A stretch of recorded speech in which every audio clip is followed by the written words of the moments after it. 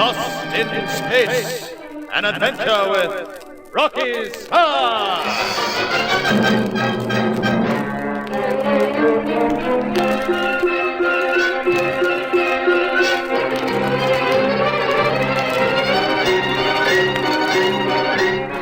Fear of the tripeds of a Hopotai prompted Ilma, Paul, and Ivan to escape from the red planetoid. By threats, they obtained the course from a captive triped, and at long last found the jumbled glitter of Saturn's rings behind them. Clear space ahead. But in the streak, their ship's course has been seen on the radar screen. Blasting to top speed, Rocky hurries to try to intercept them, but the Taurus is still far away. Then suddenly, the strange telepathic control of the tripeds fastens itself onto Rocky. Don't press that deflector button, Rocky. You can't run the streak into the rings. Mean bearing 117.5. Rocky, you can't. You'll wreck us. Die. Hey, Die, come quick. Rocky's gone nuts. What is it, Mitch? He's space happy. He's trying to head into the rings. Bearing modified by speed 113.8. Rocky, you can't do it. Leave me alone. You can't do it. Must change course. Leave me alone. Rocky! I can't hold him. Emergency routine. But Mitch! Bearing 113.8. Quick, Die, get that sedative pad over his nose. All right. Here goes. What? Mitch, help me hold him. He's quieting down. Die! Why? Sorry, Rocky, just a sedative. Give me that, but why? Hold him, Mitch. Okay, I've got him. Oh, I hated doing that. Yeah, I know. Oh, I feel awful. I couldn't help it, chicken. We've always agreed on emergency routine. If any of us goes nuts like that, he's got to be put out for a while till he gets over it. Yes, I know. And he was gone, all right. He was real gone. You can see that. Oh, I can't get over it. Rocky, of all people. Yeah, he's never cracked yet. Wanting to fly in amongst all that whirling rock and an investigator or whatever. Simple, he said. Well, perhaps it is. Simple? It looks impossible. No. Course bearing. Multiplied by orbital velocity divided by speed. Oh, Mitch, what are you talking about? Geocentric velocity modified by depth. Mitch! Correction for distance travel. Yeah. Mitch, what are you doing? Must change course, flying the rings. Come back, they say. Come back, we mean no harm. Mitch, you've got to shake this off. Mitch, please! We can't go too. Leave those controls alone. No, gotta turn. Bearing 112. Mitch, I'll have to give you emergency. Fire deflector rockets. I have Fire. to. Sorry, Mitch. I had to give it to you. Two of them acting like that. I can't understand it. There's something strange about this planet. Why should they want to fly into... What was Mitch saying? Course bearing multiplied by geocentric velocity divided by speed. Return to bearing 117. Yes, it's me too. I can't. Bearing 117. Mean us no harm. Firing rockets.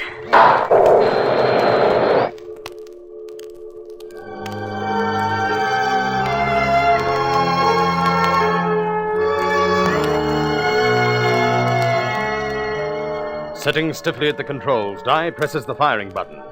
The streak swoops around in a tight circle, back the way she has come. Then Di is muttering dreamily to herself, bending over the controls again, and the streak is hurtling itself amongst the whirling debris of the Saturnian rings, while on the control deck, Rocky and Mitch loll limply in their chairs. Mechanically, Di goes through landing procedure, and the streak settles down gently onto the strange-colored soil. Slowly, Di stirs and looks around in dazed puzzlement. Where? Oh, what happened? Oh, I can't think. Rocky and Mitch asleep. Oh, of course, the sedatives. But the streak, she stopped. Almost as if we've landed. Landed? I don't like this. Rocky. Oh, antidote for the sedative. Somewhere in this locker. Sedative. Basic pills. There must be somewhere antidote. To counteract food poisoning, though. To counteract sedative. Now the syringe. I need full quantity. The Rocky first. Now, 2 cc's. Should be enough. Now then, Mitch. There. Red light outside. Wonder where we are. Rocky, Mitch, wake up. Please, wake up. Wake up, both of you. Wake up, Rocky. Mitch, please, wake up.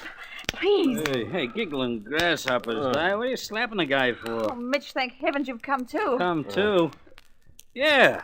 Hey, you put me out with that pad. What sort of a crummy thing was that to do? Di. Mitch. Hey, what happened? Rocky, are you all right? I think so. I feel a little... Oh. Hey, you used emergency on me, didn't you? Not only you, Rocky boy. I got it as well. Yeah, but why? Why? You were going to send a streak straight into the rings, that's why. Hey? But why did I have to be put to sleep? Because you were trying to do the same thing. What? I was? Well, thanks for stopping me, chicken. Better get my head red if I'm starting these sort of tricks. You sure I tried that? Of course I am. Oh, how do you like that? Hey, it's a good thing you were able to prevent us, Di. Hey, hang on. Hey, the streak's not moving. Why did you stop her? Rocky, I don't know. Something strange has happened to me, too. Now, wait a minute. Don't tell me you got fancy ideas about... Did you? Yes. I remember thinking all sorts of complicated calculations and reaching for the controls and... Well, that's all. Hey, that's a funny thing. That's exactly what happened to me. Yeah, me too. Only there wasn't anyone to give Di a sedative. But listen, if she sent the streak amongst all that flying rock... Hey, Rocky. Uh-huh. You don't think we crashed, do you? This wouldn't be the other side. You know what I mean? Hey, wait a minute. We seem to be in some sort of a valley. It's bluish soil and... Hey, look at this. Look, a red sky. Soil and sky? That sounds real enough. I don't feel like a ghost or anything. Not really. I think we've landed. Somewhere inside the ring, Rocky. Yes, but Di, how? How, if none of us knew anything about it? This is going to sound a pretty silly story for a scientist to say. But there seems to be no other explanation. I think that somehow we were brought here. A strong telepathic influence. Yeah. You know, it sounds like that. Yeah, but how? And who was sending out all this influence? Well, I don't know, Mitch. Hey, look. Will you look at this place? It's fascinating. All those... Hey, you two, come over here. What, Rocky? Look over there. Look, a crowd of 3-legged creatures. Good heavens. You see that? Look, they move by bowling round and round. 3 legs and 1 eye. Uh-huh. Look where it is, in the middle. Say, ain't those the crummiest things you ever saw? But I've just thought of something. The temperature here should be tremendously sub-zero. Temperature dial says 68. What atmosphere? I'll see. Methane and carbon dioxide. You know what? I want to go out there. I want to meet those things. Well, it would be very interesting, yes, but let's get spacesuits and go. Wait a minute. Are you sure that's your own impulse? I think so, Rocky. Now look. Those creatures are all waving their arms in a beckoning motion. You see that? Well, we mustn't let them will us to do things. Will us? Say, that's right. If they could bring us through all that stuff from way outside the rings, they'd be able to make us do anything they like. All right. Now we know what goes on. We know something about telepathy, remember? We can fall back on the lessons that we learned on Venus. I don't like it. Giggling grasshoppers, don't let's take any chances, Rocky. Let's get out of here. No, I want to find out about this place. The temperature, for instance. Yes, and how it is that it isn't freezing cold. But if they can send thought power the way they did, if they can tune in our minds and... We're prepared for them now, Mitch, remember. If they can tune in, we can tune out. You notice how we cut across this urge to go out to them? Yes, of course. We have strong mental links with one another. Otherwise, we could never send telepathic messages like we do sometimes. If we all hold the thought that we are going to resist outside influences, well, we should be able to leave the ship quite safely. How do you know? I admit it all sounds reasonable enough, but how do you know what you've just worked out hasn't been put into your heads by those things outside? Yeah, I suppose that's a good point. Rocky, I've just thought of something. Yeah? I remember when I took over the controls getting a sort of thought message. Yes? Something about, come back, we mean no harm. Yeah, I get something like that, too. Come back. But we haven't been here before. Then the tourists must have been here. And they're calling her back. I don't like it. We can't land on such a strange place without exploring. Those creatures, we've never struck anything like them You're before. right, Rocky. We must know more about them. All right, then. You go. I'll stay here on the ship. Hey, you're not scared, Mitch, after all the dangers we've been through? No, but this is different. The tourists got away all right. Yeah, but... Well, please yourself, Mitch. But we're going. Come on, Di. Grab your spacesuit and we'll get down the airlock. Oh, Rocky boy, please, why don't you just take off again? Let's get after the tourists. Hey, Mitch, you've forgotten one thing. I don't know the course. Do you? No, but Di brought us in. I can't remember anything. It just seems like a dream. Well, that settles it. Come on.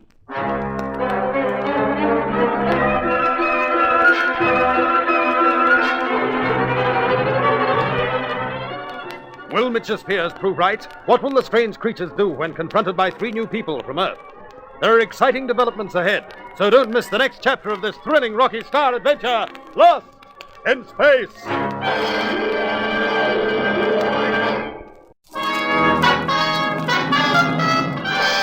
Lost in Space, an adventure with Rocky Starr!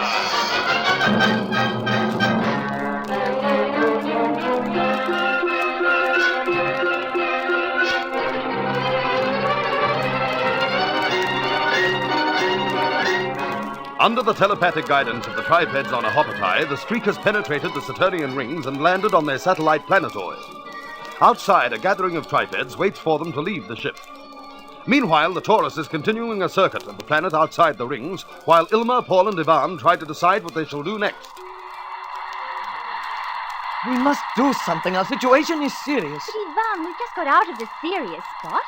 Aren't you relieved that we got away from those horrible-looking tripeds? Oh, of course I am relieved. But we are still in great danger. You don't think they'll start sending thought waves or something to make us go back, do you? As to that, I cannot say. But being free of them is not enough. What do we do now? What direction do we travel? All that. Yes, that. We cannot travel around and around Saturn forever. But what of that other ship that's supposed to have been following us, Ivan? Perhaps we can make contact with her. How? We've no idea where she is. If that ship was heading the same way, she must surely have arrived here by now. We must find her. We could use the radar scope. That is my idea. I suggest we make a complete circuit of the planet and try and pick up the other ship by radar. But right round, that's a journey of hundreds and thousands of miles. How else would you suggest we find the ship, Paul? Well, I don't suppose there is another way. But the chance of finding one little spaceship in that distance will be pretty remote. But surely if the ship is within a few thousand miles of us, it'll show up on the screen. Definitely. Okay, then let's get that radar working full blast right away. If we can't find that ship, we'll have to try and work out a course back to Earth ourselves. We don't even know which direction to look. I will switch the radar on. Better make sure it's sending out in all directions. We don't want to miss anything. Of course, Paul. That is obvious. Well, it is adjusted. Someone must always be watching the screen. Or we can keep watch in turn. 2 hours at a time or something like that. Yes, you start, Paul. And don't take your eyes off that screen for a moment if you wish to see Earth ever again.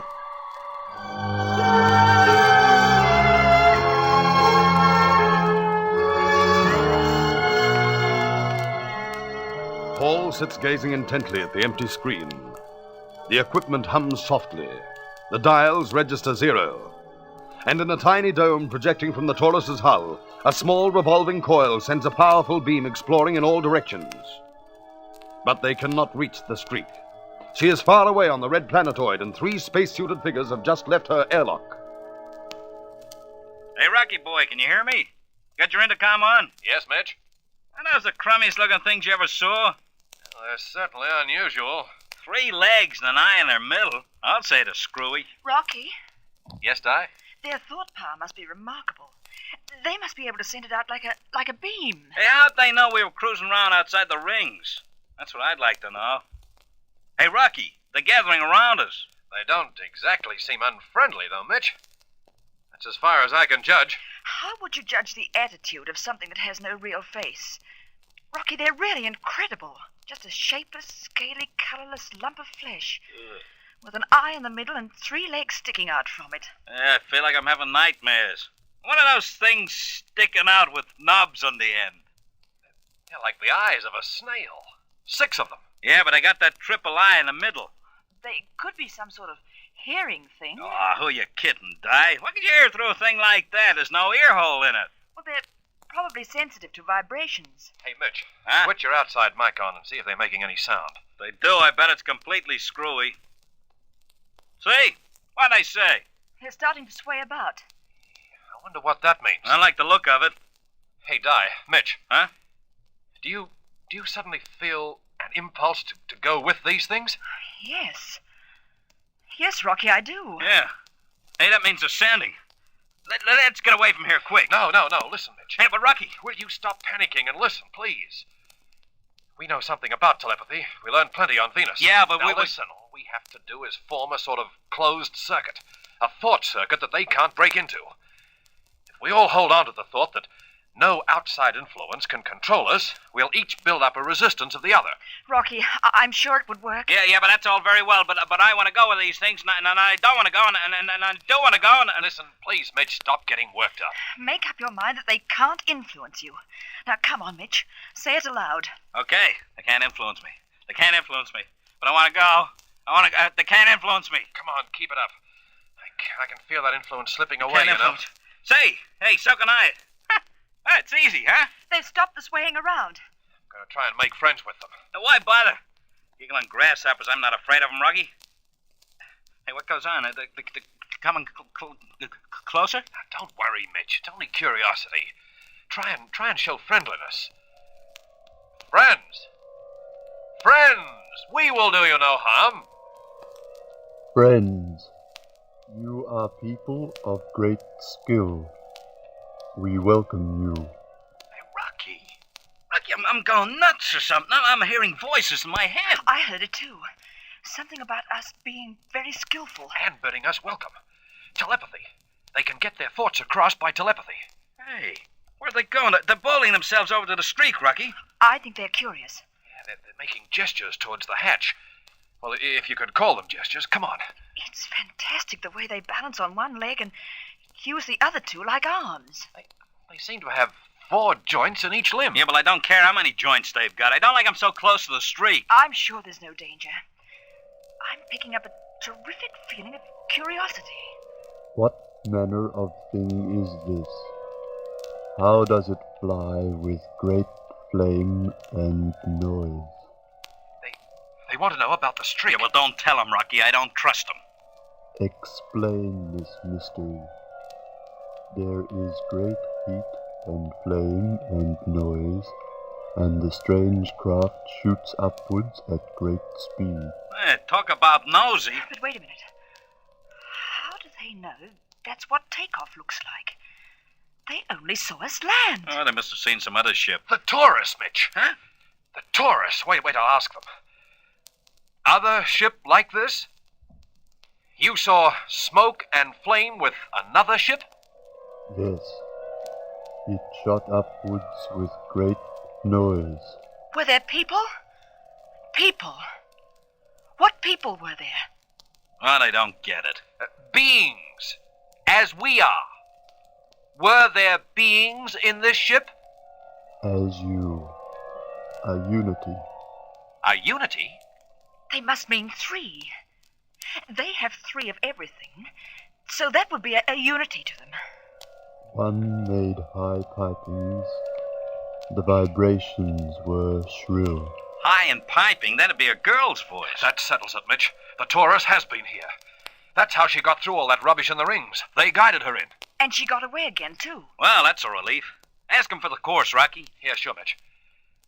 Tell us the course that we may leave. The course. The direction for the ship to travel upwards. Not answering. The course. The course. The course, you bone-headed, bone-middled. I give up. A guy hasn't even got the right words to abuse these things. Well, they must know what we want. Please tell us the course to travel away. Let us examine this marvelous craft that brought you here. First, tell us the calculations for the course for leaving. We would examine this wonderful craft. I'm sure they know what we want, but they won't tell. Yeah, we'll have to humor them. What? And let them fool about with the old streak, Rocky boy? Well, we've got to get their good wishes, Mitch. Then they'll tell us what we want to know. Inside this craft, what things are inside? We will show you. But, Rocky, how can we? They breathe a methane atmosphere. Inside the streak, it's ordinary air. Well, we can pump the air into pressure cylinders and then open both airlocks and let in this atmosphere of theirs. Come on, let's do it.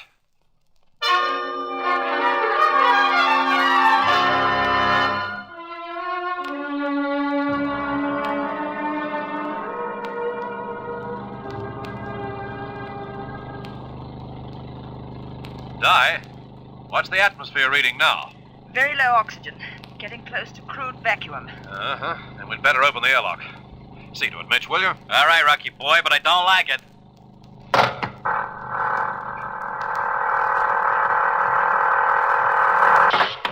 Here comes the methane atmosphere. Mitch, disconnect the power just as a precaution. That's the first sensible thing you've said in half an hour. Come on, Di. We'll invite them in. Oh, it seems fantastic inviting such weird things aboard the streak. And we've met some weird ones in our time. You know, they must have tremendous intelligence. How could they compute a course through all that whirling rock in the rings is beyond me. They must make a deep study of those things. There they are, waiting. Yeah. Better have only a couple, or say 3. Come on. The atmosphere is right. You may enter the ship, but only 3. Rocky, they're all coming.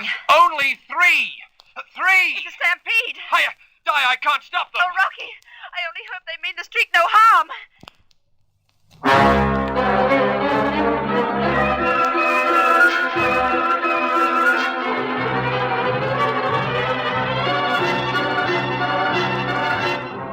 Standing helplessly by, Rocky and Di watch the crowded mass of tripeds whirl up the ramp and disappear through the airlock into the street. Will they harm the streak? What treatment have they in store for those second visitors to their isolated world? There is thrilling action ahead, so don't miss the next gripping chapter of this Rocky Starr adventure, Lost in Space.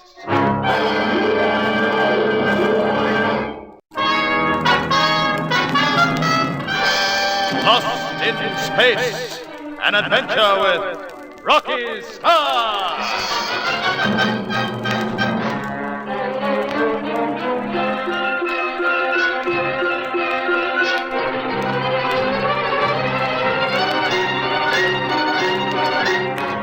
While the Taurus cruises around Saturn, anxiously searching for a rescue ship with her radar, the streak is hidden beyond the whirling debris of the Saturnian rings. On the strange satellite to which they have been guided, Rocky, Mitch, and Di have been trying to make friends with the tripeds of the Hoppertai. The tripeds have expressed a desire to examine their ship, so the streak is filled with their methane atmosphere. But when Rocky indicates that 3 may enter, the whole crowd whirls forward and swarms through the airlock. Rocky, what should we do? They mean to damage the streak. Come on, Di. We must get to the control deck. Hey, Rocky boy, where are you? Rocky, can you hear me? Coming, Mitch. Where are you? Control deck. The ship's swarming with those things. Well, try and stop them touching anything. Rocky, they're everywhere. All right. Come on, push through, Di. Oh, those awful feeler things at the end of their limbs. Oh, they're pulling at my spacesuit. Yeah, mine too. Stop. Don't touch. Come on, Di. Keep pushing through. Stop it. They're letting me pass. Yeah, it'll be better when we get through this narrow passageway. Hey, Rocky boy, can you hear me? Are you coming? Yes, Mitch. We're coming. Have patience. Patience, and I'm getting pawed all over by those things. They're on the controls, too. Thank heavens we disconnected them. Yeah, here are the steps, Di. Come on, up you go. Oh, Rocky, the control deck's crowded with them. Force your way through. Come on. I'll try. Keep away. There you are, Di. Where's Rocky? Coming, if I can possibly get through. Rocky boy, we gotta get him out of here. I know. They'll have things smashed the way they're going. Hey, leave those controls alone. Get away. Oh, what was that? One pushed his paw through the radar screen. Rocky. We must get them away from that electrical equipment. Here, push, Mitch. Come on, use force. With pleasure. Back. Come on, back. Go ahead.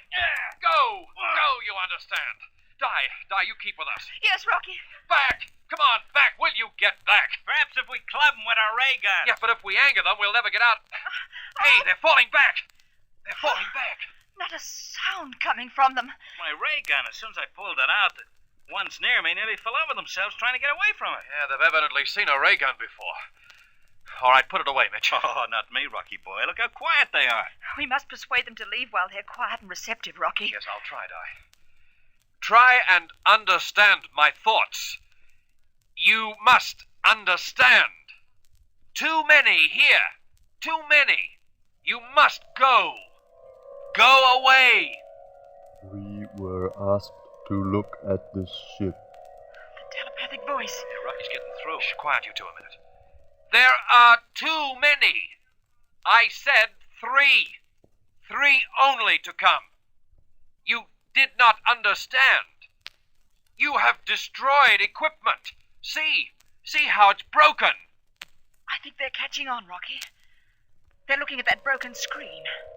We do not understand these things. Then you must leave. All leave. You have behaved badly. Please. Yeah, go. Scram, vamoose. Rocky, look. They're leaving. Maybe we've been a bit too hard on them. They turned as soon as I said that about behaving badly. Don't kid yourself, Rocky boy. It was because I waved this ray gun at them, that's why. That's what persuaded them. Nothing of the sort. I think they have higher feelings. It did appear as if they felt shame, Rocky. Oh, shame my foot. They were just plain scared. Oh, Mitch, I'm sure it wasn't that. You believe what you like, Rocky boy. Hold hands with them if you want to. All 3 of them. I'd sooner put my trust in this gun. Now, Mitch, please don't use that. It's an order. Oh, but Rocky boy... Oh, stop arguing, you two. We'd better make sure they've left. Yes, right. Mitch, you search the ship. Di, close the airlock door as soon as you're sure she's empty. Okay, Rocky. Are you going to check controls, Rocky? Oh, that can wait till we can work without spacesuits, Di. I'm going to get rid of this methane atmosphere first. I'll start the equipment going. Then, while it's building up normal air in here, we can go outside and have a short look round. Now, come on. Let's get moving.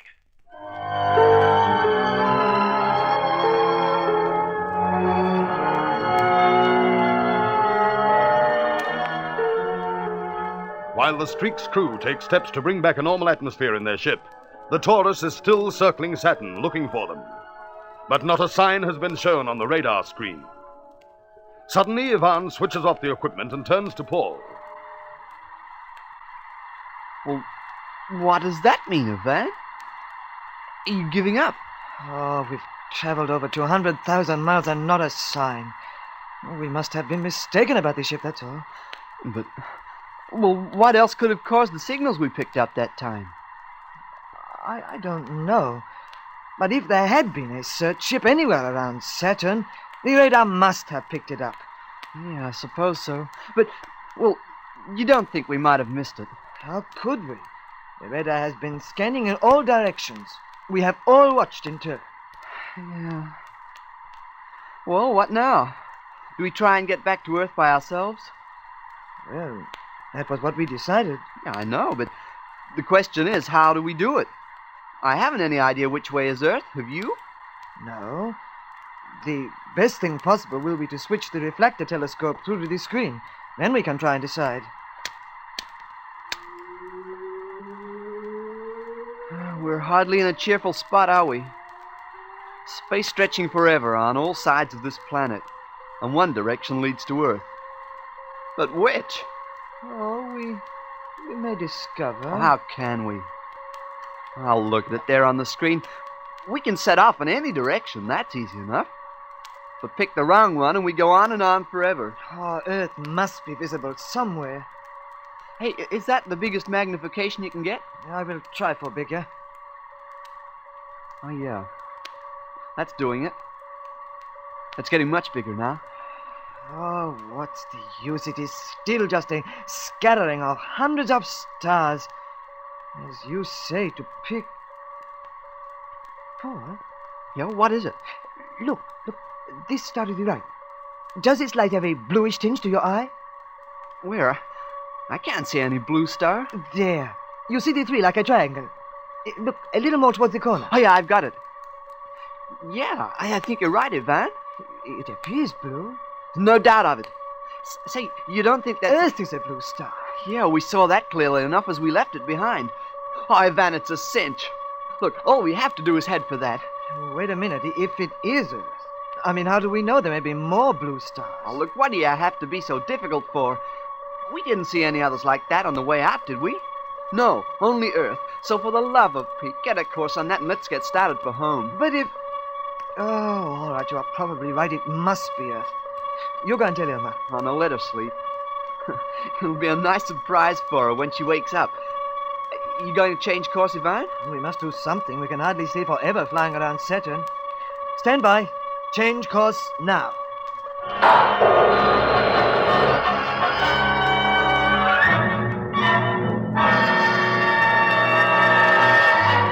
Under the lateral thrust of her deflector rockets, the Taurus swings sharply away from Saturn. His eyes glued to the screen, Ivan continues to blast at intervals, then relaxes. The ship is now streaking out into space toward the distant blue star. Back on the planetoid, Rocky is waiting for the streak's atmosphere to reach normal again. Do you think things will be all right in the streak yet, Rocky? No, Di. It'll need another 10 minutes yet. Then do you think Go right ahead with your investigations. I don't mind. Well, it is fascinating out here, Rocky. It looks as though they never have rain.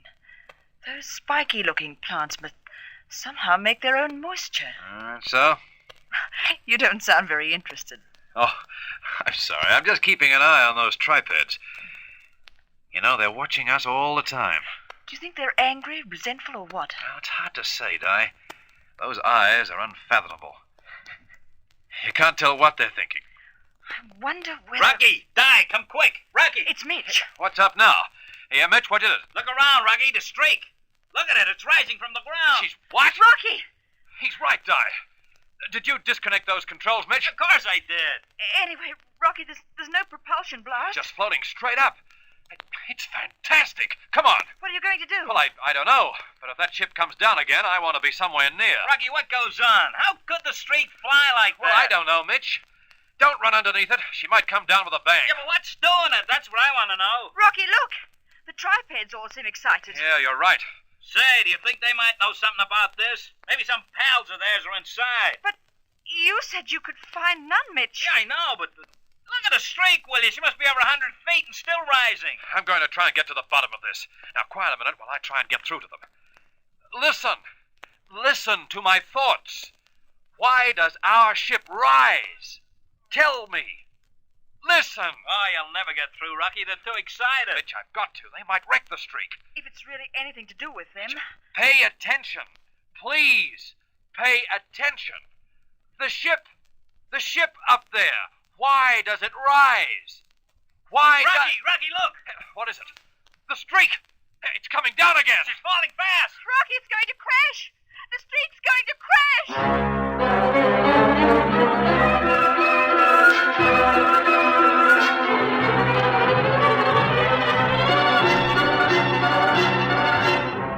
Helplessly, the three friends watch as the great bulk of the streak swoops downwards. Nothing can prevent a crash. Will she be damaged? And how can Rocky and his crew get away from this strange place? There are exciting developments ahead, so don't miss the next thrilling chapter of this Rocky Starr adventure, Lost in Space.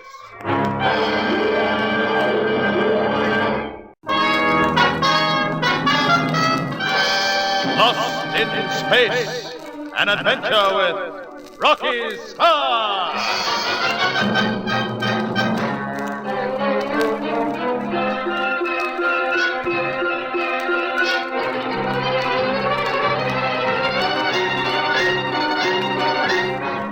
The Taurus, after cruising right around Saturn, has found no trace of another ship.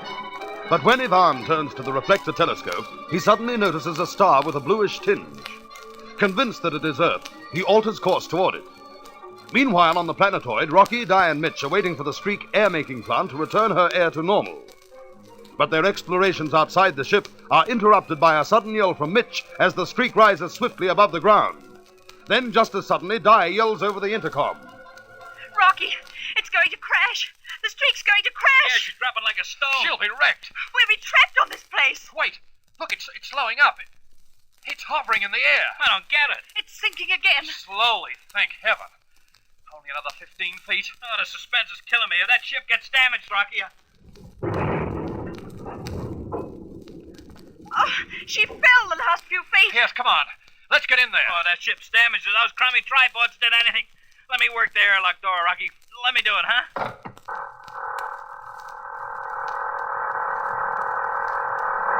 Now, come on, we don't need airlock routine. Where's that button? Hey, the inner door won't open. The crash must have jammed it. I know it. I'll belt the scales off those tripods for this. Hey, Mitch, try pressing the right button. What? The right button. Yeah. This goes to show, Mitch. Get excited and you don't think straight. Oh, never mind the calm talk. Let's go. Come on, let's get inside. I know it. Those crummy things. 3 of them up here. Hey, they're kind of still, aren't they? Wait a moment. Let's see. They're dead. Yeah, well, so they should. Hey, Mitch, that's no way to talk. Well, they nearly wrecked the streak. And whose fault is it that they're here? Huh? Well, you were supposed to search the ship and see that they'd all left. Hey. Well?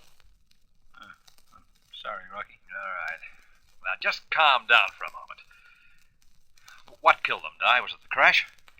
Do you notice the gauge? Normal atmosphere in here now. They couldn't breathe it. Oh, they trapped themselves. How do you know they breathe at all? They don't seem to have any noses. They absorb it through the skin. See those large pores all open? Yeah, trying to get the methane they needed. Hey, hello. What goes, Rocky? None of these controls have been touched. You know, they can't even have tried to have worked them. Well, wouldn't have done them much good anyway. I told you I disconnected the power. Then just what power did they use to make the streak rise? Could it have been thought power? Rocky, that seems fantastic. Well, Di, remember how she fell? Like a stone, then slowed and stopped, then gradually slipped down. Now, doesn't that seem like what would happen if they were struggling to keep her in the air and found themselves getting weaker? It gives me the creeps just to think about it. Come on, let's check and make sure she's okay. Yeah, we'd better let the tripeds know what happened to these 3. You start checking, Mitch. I'll go to them.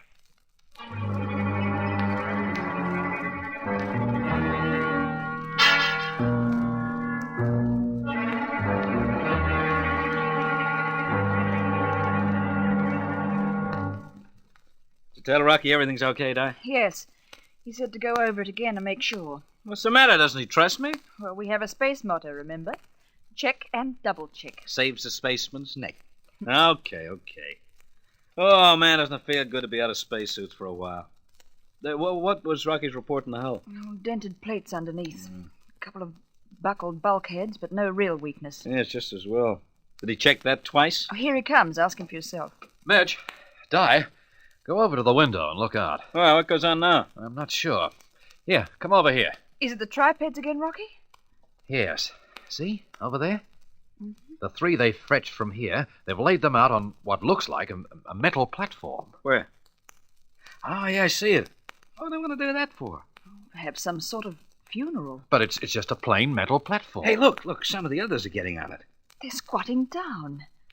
Almost as if they expect it to take them somewhere. Oh, but how could I get... Hey, you do see what I can see. Hey, the platform's rising from the ground. Just like the street did. No motors, didn't know nothing. Incredible. Now it's gliding away. You know, it must be their form of transport. They must be able to lift things by thought power. The longer I stay in this place, the more nervous I get. Hey, you must win the confidence of those things. We can't leave here unless they give us the course, Mitch. How did they seem when you went out to them, Rocky? Well, Di, it's so hard to judge what they feel. But I'm sure that they were suspicious, perhaps even hostile. I tried to get it across to them that the accident was caused by their own uncontrolled eagerness. But whether they understood, Yeah. What, Rocky? Those 3 bowling across to us now. It looks like some sort of a delegation. It looks like some sort of zany acrobatic act to me. They seem to know we're watching them from here. Yeah. Look, they've stopped just below. I wonder why Yeah, they're beckoning again. They want us for something. Well, don't have anything to do with them, Rocky. But I have to if we're to get that course. But, Rocky, if, as you said, they may be hostile... I'll have to risk that, Di. They may want me for something, and there's only one way to find out what it is. Pass me my space helmet.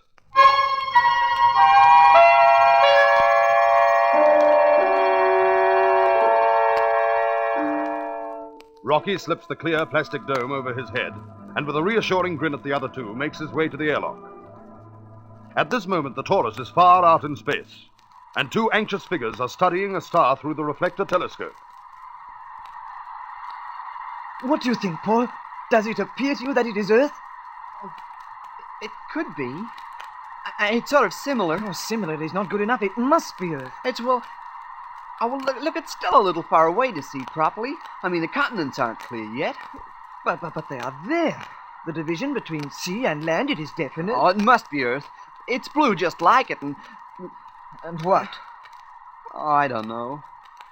I'm trying to make out the shape of that big continent stretching from top to bottom. That should be America. Yes. Paul, let us be honest. Honest? We both know that planet is not Earth. The continent, though still blurred, is shaped nothing like America. You know that. Oh, yeah. But if it isn't Earth, where are we? And what do we do now? We could be anywhere in space. Probably twice as far from Earth as ever. That's what I was afraid of. Well, do we change course, or what? I have been thinking. The blue coloring. Earth has a blue sky because of the ozone on oxygen atmosphere. Very likely this planet, too, has an oxygen atmosphere. Well, that'd mean we could live there if necessary. Then we stay on course and see what we shall find. Yeah, what can we lose? Should we tell Elmer? No, let her go on sleeping. She must have been very tired. It will be a surprise for her. A pleasant one, I hope. I wonder just what we'll find on that place. Yes, I wonder.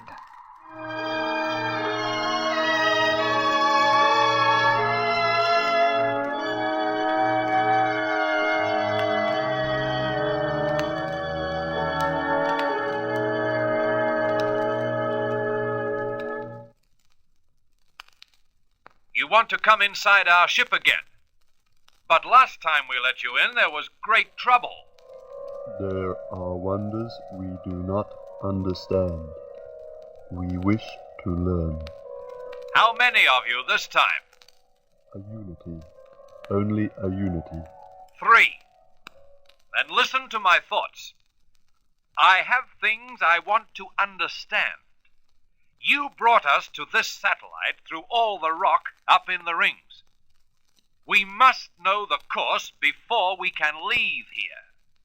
You must tell us the calculations. Calculations, of course. You understand? We wish to examine the inside of the ship. Hey, Rocky, what goes on? You want right out here? Mitch, you didn't need to come. Well, it was so long I got jittery, so I climbed into a spacesuit just in case. Thought Rocky boy might need you, Mitch, so here I am. Well, thanks. Now, just keep quiet a moment. Very fine sense of gratitude, I must say. Please, Mitch. Okay, don't mind me. Listen, creatures of Hopitai. You shall see the ship. You shall see. But you must give us the course. Understand? The course. It is understood. Yet, when you have knowledge, you will leave us. There are many wonders about you we would understand. Would they?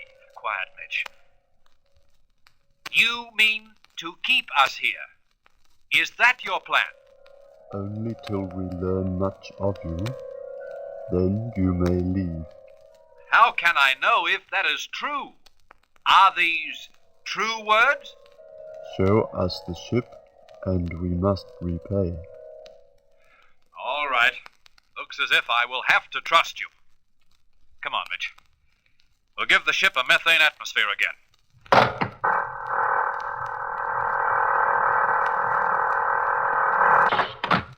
Rocky.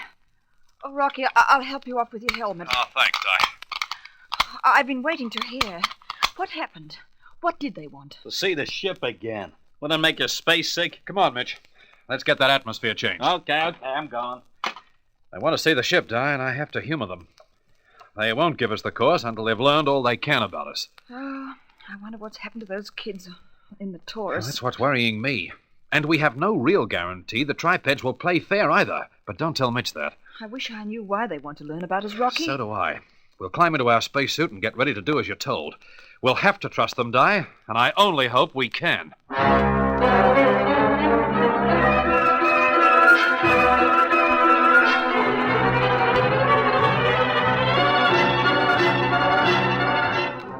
Trying to remain calm, Di reaches for her spacesuit. There are thrilling developments ahead in the story of these adventures in space, so don't miss the next exciting chapter of this Rocky Starr adventure, Lost in Space.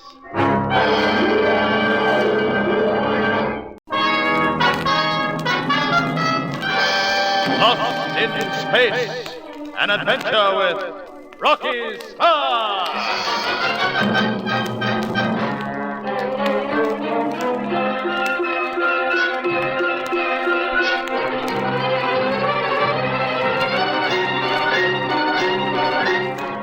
On the satellite planetoid in the rings of Saturn, Rocky, Di, and Mitch are in a dilemma. To pilot the streak away through the whirling debris of the rings is beyond them. Yet the strange three-legged creatures that brought them there have some means of calculating a course. So to humor them and win their confidence, Rocky has allowed 3 tripeds to come aboard the streak. Now Di and Mitch stand by and watch while Rocky tries to explain the controls. You know what, Di? I reckon Rocky's getting nowhere fast. I don't know, Mitch. Look at him there, gesturing and talking himself red in the face. Look at the eyes of those things. Blank. They don't get a bar of it. It's so hard to tell with them. Rocky's trying hard. Screwiest thing since he turned his mic off. Him talking 20 to the dozen inside his helmet and we can't hear a word. Well, he doesn't have to be heard. It's his thoughts that he has to get across to them. You do seem to be right, though, Mitch. I don't think they do understand. Oh, what goes on? What's Rocky doing? He just explained takeoff procedure, I think. He seems to be inviting the tripeds to try the controls. Oh, just as well we got the power cut. Giggling grasshoppers. I wish this place had a normal atmosphere. I'm getting sick and tired of having to do everything in a spacesuit. Filling the streak with methane and stuff just so these... Mitch, look. Huh? You were right. They have no idea. They folded themselves down into the seats. But they just seem to be going into a trance. Oh, look, I've had those things. Having to kid a lot of moronic monsters so we can get away. Oh, I wonder if they're the only form of life here. Hmm? You can see quite a long way through the window on this side. Here, come across here, Mitch. That's not my idea of a view. Blue soil with brown spikes growing out of it. Look at that. Mitch. Huh? Right across there. Over near the far hill, see? Yeah, some sort of a dome. Hey, there's another one over there. So that's what these things live in. But there hardly seems enough. Only 2 in sight. And... Mitch, look down. Down? But what? Giggling grasshoppers. Am I seeing things? It's 20 feet away. We're rising, Mitch. Those tripeds. They're just sitting there in a sort of trance. Oh, enough of this. Rocky, can you hear me? You got your intercom on, Rocky. What is it, Mitch? We're going up, straight up like a balloon. Are you sure? Yes, Rocky. The ground's 40 or 50 feet away now. It's those things. But do something, Rocky. Stop them. Here, let me see. Excuse me, Di. Yeah, rising rapidly. A perfect lift. There isn't the slightest sense of movement. This is amazing. I was giving up in despair because they didn't seem to understand at all. And here they are, flying the streak without needing control. We're going forward. Look, we've stopped climbing. We're going forward. How can you do things like that without motors? It just ain't natural. Their mental power must be tremendous. When you think of the weight of the streak. I think we're losing height. We're gradually gliding down. Power's failed. They're going to drop us down and wreck us. Yeah, they still seem the same. They must be landing. We've stopped going forward, Rocky. We're sinking down. They are landing it. Oh, the acceleration jets know nothing. Everything's supported and controlled by thought. Well, I think of that other time. Let's start concentrating. Come on, concentrate. Gently down. Gently. Concentrate! We're down, Rocky. No thud. Hardly a vibration. It was my thinking did it, I bet. Boy, I've never thought so hard in my life. What an experience! Well, one thing's clear. These tripeds have no understanding of mechanical things. It's all mental with them. Well, perhaps now they'll give us the course to leave. Yeah, ask them, Rocky. You ask them right now. You go ahead and ask them. Hey, they're not moving. I think they're exhausted, Rocky. And no wonder after what they've just done. We'll simply have to wait until they recover.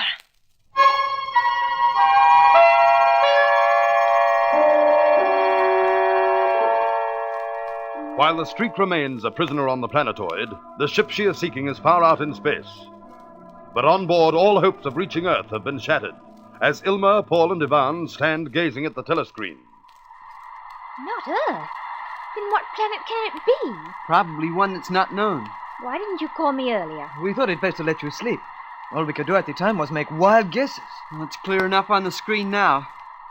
Yellow-green seas, and the land's all gray and green and brown. We're further away from Earth than ever, aren't we? I can find no mention of a planet like this on the astronomical charts.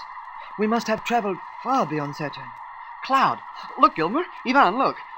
Clouds just like we have on Earth. Far beyond Saturn. Then it's hopeless, isn't it? Oh, these clouds are a good sign, Ilma. The atmosphere will be normal. Normal? How can you call anything normal when we don't even know where we are? Or at least we'll be able to breathe there. We can breathe here in the ship. Never to see Earth again. Just to know it's somewhere, millions of miles in space. Somewhere. Ilma, please. People laughing and talking. Houses and beaches and music, and it's all lost. Ilma. It's all lost, Ivan. Lost like we are. Lost! Shut up, you hear? Shut up, Ivan! Oh. I'm sorry, Ilma, but I had to shake you like that. But you must stop. You must control yourself, Ilma. Why can't you leave her alone, Ivan? We must make the best of what's happened. If we give up hope, we really will be lost. Well, that's no reason for you to bawl her out like that. He's right, Paul. Sorry, Ivan. It just seemed to sweep over me. I am sorry too, Ilma. I won't let go again. I promise. If we can't keep calm, we won't have a hope, will we? And there is always a chance that we will find our way back to Saturn. The best thing we can do is resign ourselves to the fact that we're lost. Make the best we can of it. At least we've found a planet with air on it. Oh, so it seems. Then, do we land? Wouldn't it be better to spy out what the place is like first? Yes, I think so. We will go into an orbit around the planet and inspect it carefully. Agreed? Agreed. Then stand by. I will reduce speed. Yeah, that should do it nicely. In a couple of hours or so, we should know whether it will be safe to land.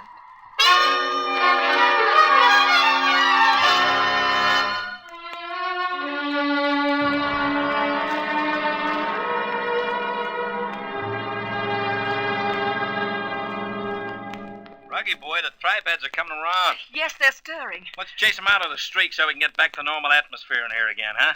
I'm tired of wearing a spacesuit all the time. Well, we'll see, Mitch. They seem excited, Rocky. The way they're turning to us, I think they're trying to say something. Oh, I wish someone would teach them to talk. All this telepathy business gives me a headache. Ship. Your ship. I just got a bit of that telepathic voice. Yes, so did I. Concentrate. Your ship. We have flown. Not as we fly, your way, not ours. But we have flown. You showed us your secrets, and we have flown. Oh, they just don't understand, Rocky. We use other power, atomic power, not mind. You use mind. This is a mystery. We do not understand. I might as well try to teach a fish to grow feathers.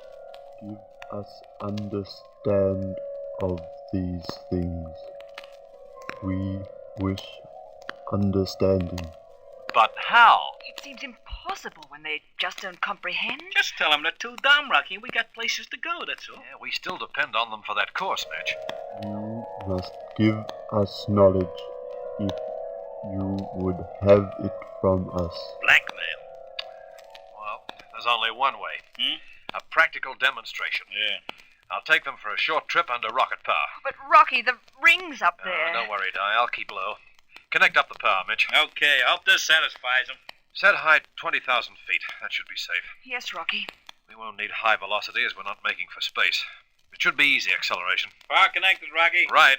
Stand by for low velocity takeoff. Firing rockets.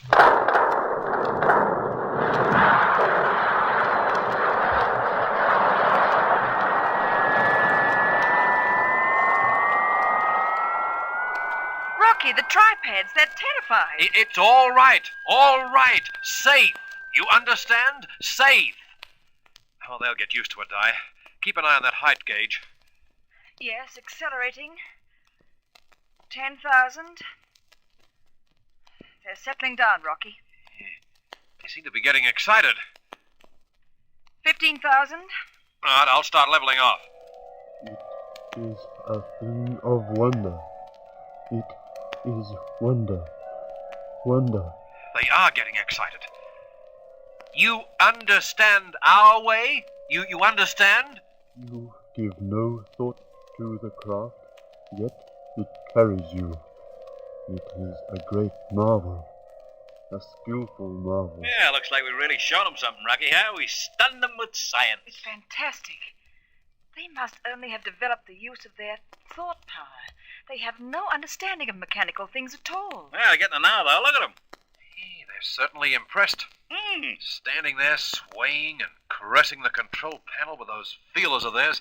Rocky, not only the panel, but the controls, too. You'd better stop them. Oh, yes, if I don't... Hey, Rocky, that one's got his flipper on the deflector rocket, but look out! Stop him before it! Oh, Rocky, he's fired it. Here, grab something quickly. Look out! We're going down sideways.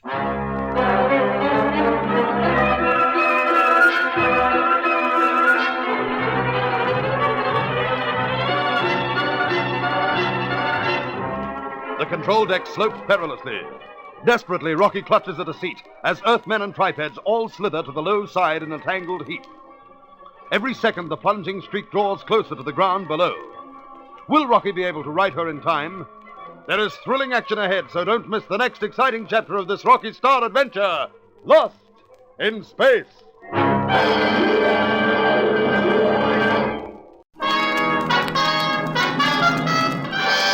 Lost in Space, an adventure with Rocky Starr.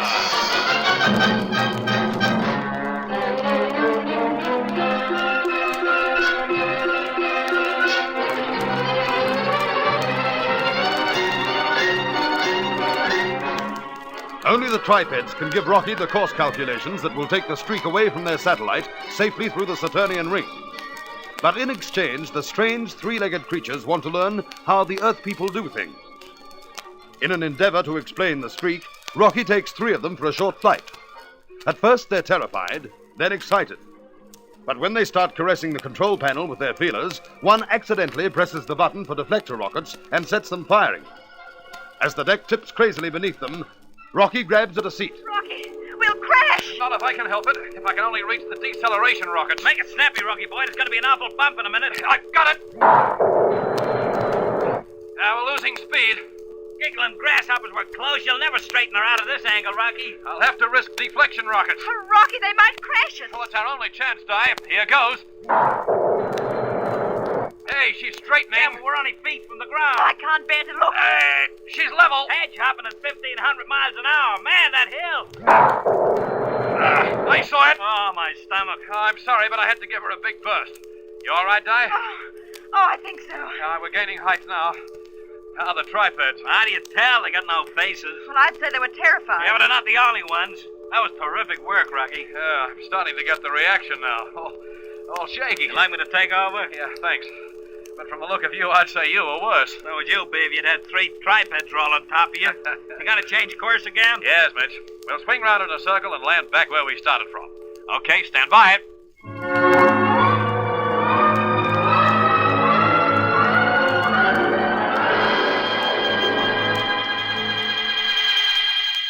As her deflector rockets flare, the streak swings in a smooth curve. The 3 spacesuited figures relax, but in a corner of the control deck, the tripeds crouch, their limbs still covering their single eyes in terror. Millions of miles away, the Taurus is cruising through a different atmosphere. High up in her orbit around the blue planet, Ilma, Paul, and Ivan are anxiously studying the land below. The gray-green and the brown is definitely vegetation of some sort. But yellow-green sea. The water must be very different from what we know on Earth. I don't know, Elmer. Remember when we picked up that little river in the viewer? It looked quite clear. Oh, I didn't see that. I think it could be safe to land. What is the atmosphere analysis now? I'll check the gauges. Oxygen, hydrogen, carbon dioxide. Sounds like ordinary air. I cannot understand why we have seen no sign of life. Probably we were up too high when we circled around before. Yeah. Well, now we've dropped lower and yet... Hey, get an eye full of that. Where? Beyond that clump of vegetation. Bring up the focus, Yvonne. It's buildings. A city. Look, Ivan. Then there are people here. What kind, I wonder? Look look at the buildings. Towers and spires and all lacy and frothy looking. Yes, pink and white. Oh, they look so dead. Different from the way we do things back on Earth. Hey, there's something moving down there, see? Yes, vehicles of some sort. It is still too far away to see them clearly. It gives you a funny feeling, doesn't it? People living way out here in space and no one on Earth ever knew. And they know nothing of Earth. Well, what do we do now? I think we should land. What if they're hostile? Why should they be? Well, you never know. Now we've got here, it'd be silly not to land, wouldn't it? Well, it's just that it's so unknown, not knowing what to expect. Well, still, all right, Ivan, go ahead. Right. I'll fire deceleration rockets so we lose speed and drop from the orbit downwards. That's the drill, isn't it? So the book says. Then stand by. Firing deceleration rockets. Be prepared for a landing. We are going down.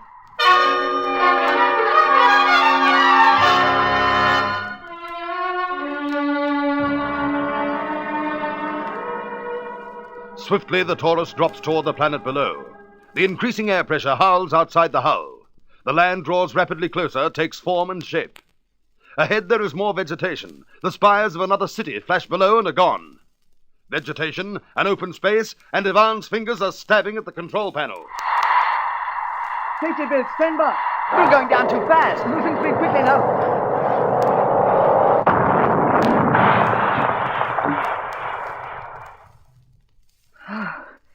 Well, we are down. A little bumpy, I'm afraid, but we are down. Great, Ike. I thought we'd never stop. You are all right, Ilma? I am now. Well, we have found a world. Not the world we wanted, but a world. Yeah. Well, come on. Let's find out if we'll be able to live out there. I wonder what kind of people live in that city, and whether they will be friendly.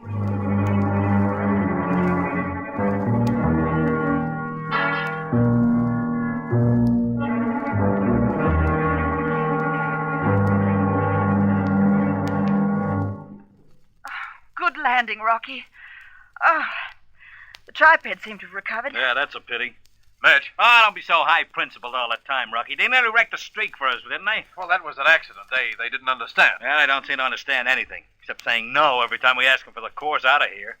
They're as bad as the old-time Russians way back at the beginning of the atomic age. Oh, Mitch, really? You're as bad as a Martian magpie, Oh, what? chattering and... A Martian magpie, just chattering and complaining all the time. What? Get her! You heard. Quiet now, Mitch, please. I want to talk to them. You have seen our way of flight? You understand now? It seemed of great danger.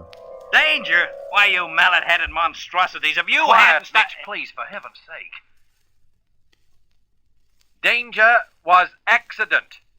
Must not touch wrong control. You understand? This control, wrong. It is understood. You are people of great skill. You are great thinkers. You calculate a course through the whirling rock up above. Tell us the course now. Yeah, tell us. This is not the time. We would learn more of you. Oh, no. What things would you learn? What things? You have great skills unknown to us. You are greatly different. You say that again. 3 legs? But we are anxious to leave this place. We must find the other ship. Give us the course now. Not so. Not now. Come with us. Come to Ihapitai, What's that? our city. It is our city. Come now. Rocky, what do you think? Oh, I don't know, Di. Yeah, well, I do. I'm hungry. I want to get the streak back to a normal atmosphere so we can climb out of these spacesuits and have a feed. Yeah, I'm a bit empty myself. We haven't eaten for hours. Tell them we'll come when we've had a meal. Mm-hmm. Listen, attend to my thoughts. We are hungry.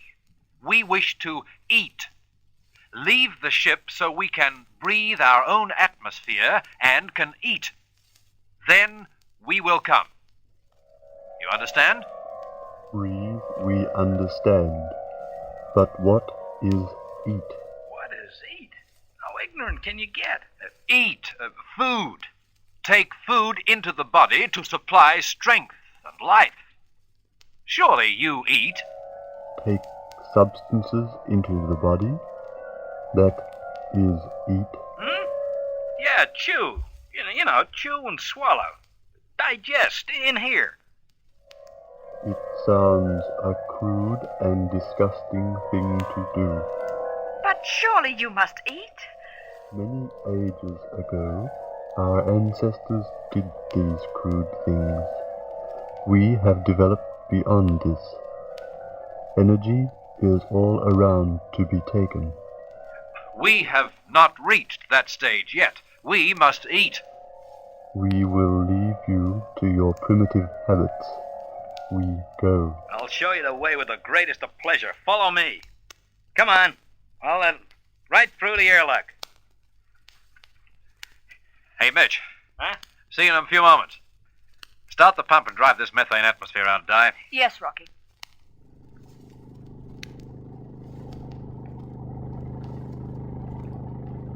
Well, they've gone, Rocky. Why do you say it like that? I'm wondering if we're going to be worse off than ever now. Well, why should we be? Didn't you see how disgusted they were with us when they found that we have to eat to live? Well, yes, I did, but... Well, I'm not going to let that interfere with my enjoyment of food. But if they think less of us because of it, they may never give us the cost calculations. Well, they said they would. Well, that was before. Now I feel our position's been weakened. I don't know about our position, but I'll be weakened all right if I don't get something to eat soon. What do you make of them things, criticizing us for enjoying a square meal? Di thinks it's lost face for us and spoiled our chances. Look, Rocky, why do we have to carry on with all this polite stuff to a lot of three-cornered gizmos like them? They're creatures of very high intelligence, Mitch. So what? Look, all a guy's got to do is wave a ray gun under their noses. They haven't got noses, Mitch. Well, where the noses ought to be. They come across with it coarse but fast. You don't believe in force, not against creatures that have shown no real evil towards us. Well, I don't believe in being given the runaround by something without enough feeling to enjoy a good meal. Hey, Mitch! Huh? Rocky, he's got a ray gun with him. Hey, Mitch, come back! Oh, I'll have to go after him. He'll spoil everything. He's at the airlock. Mitch! Don't worry, Rocky boy. Here I going. Rocky! Rocky, help me quick! Rocky!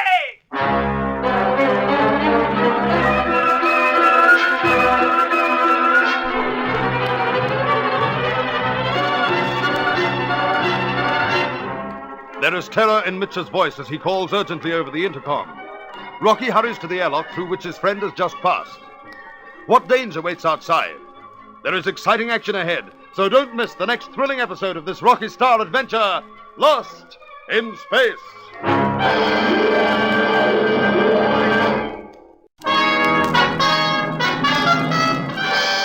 Lost in Space, an adventure with Rocky Starr.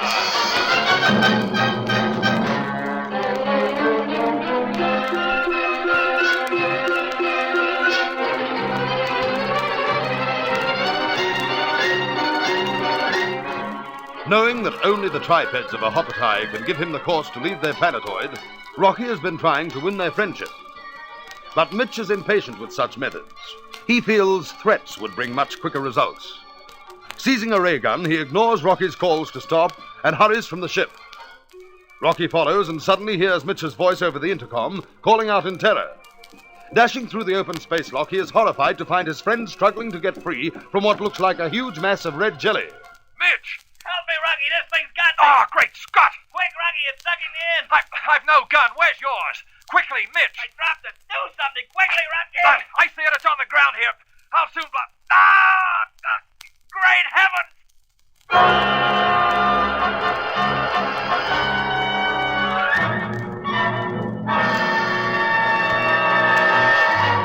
The fallen pistol is a foot away from the edge of the red mass, but as Rocky stoops to pick it up, two pulsating tentacles of red curl outwards and wrap themselves around him. Relentlessly, a great force draws him inwards. It's got you, Rocky. Oh, no. I can't break free. Try. Fire the gun. I can't get my finger onto the trigger. Rocky, what do we do? It looks hopeless. Mitch, keep struggling. No good, Rocky. No strength left. Rocky, I'm going. Rocky! A ray blast! Rocky! Mitch! Die! Chicken! Oh, what a sight. What a beautiful sight. It's still alive. Look out! I'm going to risk another blast. You've done it, Di. It's dead. Good old Dice. Always. Oh, catch him, Rocky. I think he's going to fall. I've got him, Di. Here, quickly. Help me get him into the streak and out of this spacesuit, quickly.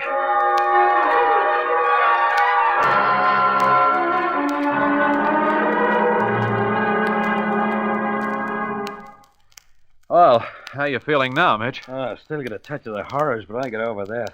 Say, what was that thing? Oh, goodness knows. It was the most horrible-looking thing I've ever seen. Yeah, it must swallow its victims completely in all that jelly or whatever it is. Ooh. Wonder how many more of them there are out here. Yeah.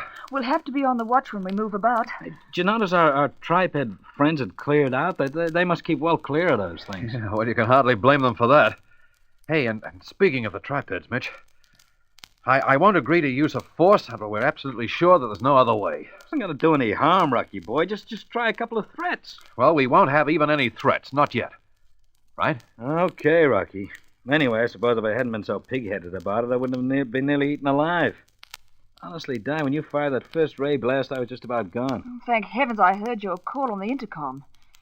You're quite sure you're all right, Mitch? Wonderful. Normal atmosphere, nice feed, lie down. This is the life. Yeah, well, don't get too relaxed, Mitch. I have a feeling we should be getting outside again. That's funny. So do I, Rocky. Yeah, wait a minute, just a moment. Hey, no wonder. Look, there's a group of tripeds out there again, and they're beckoning. Oh, no. Yeah, they have one of those platform sleds with them, too. That sounds as if they want to take us to their city. Oh, well, that means climbing into spacesuits again. You never said a truer word, Mitch. Well, come on, let's get it over. This visit may give us the very thing we need. The course calculations to leave here. I wonder where that Taurus is now.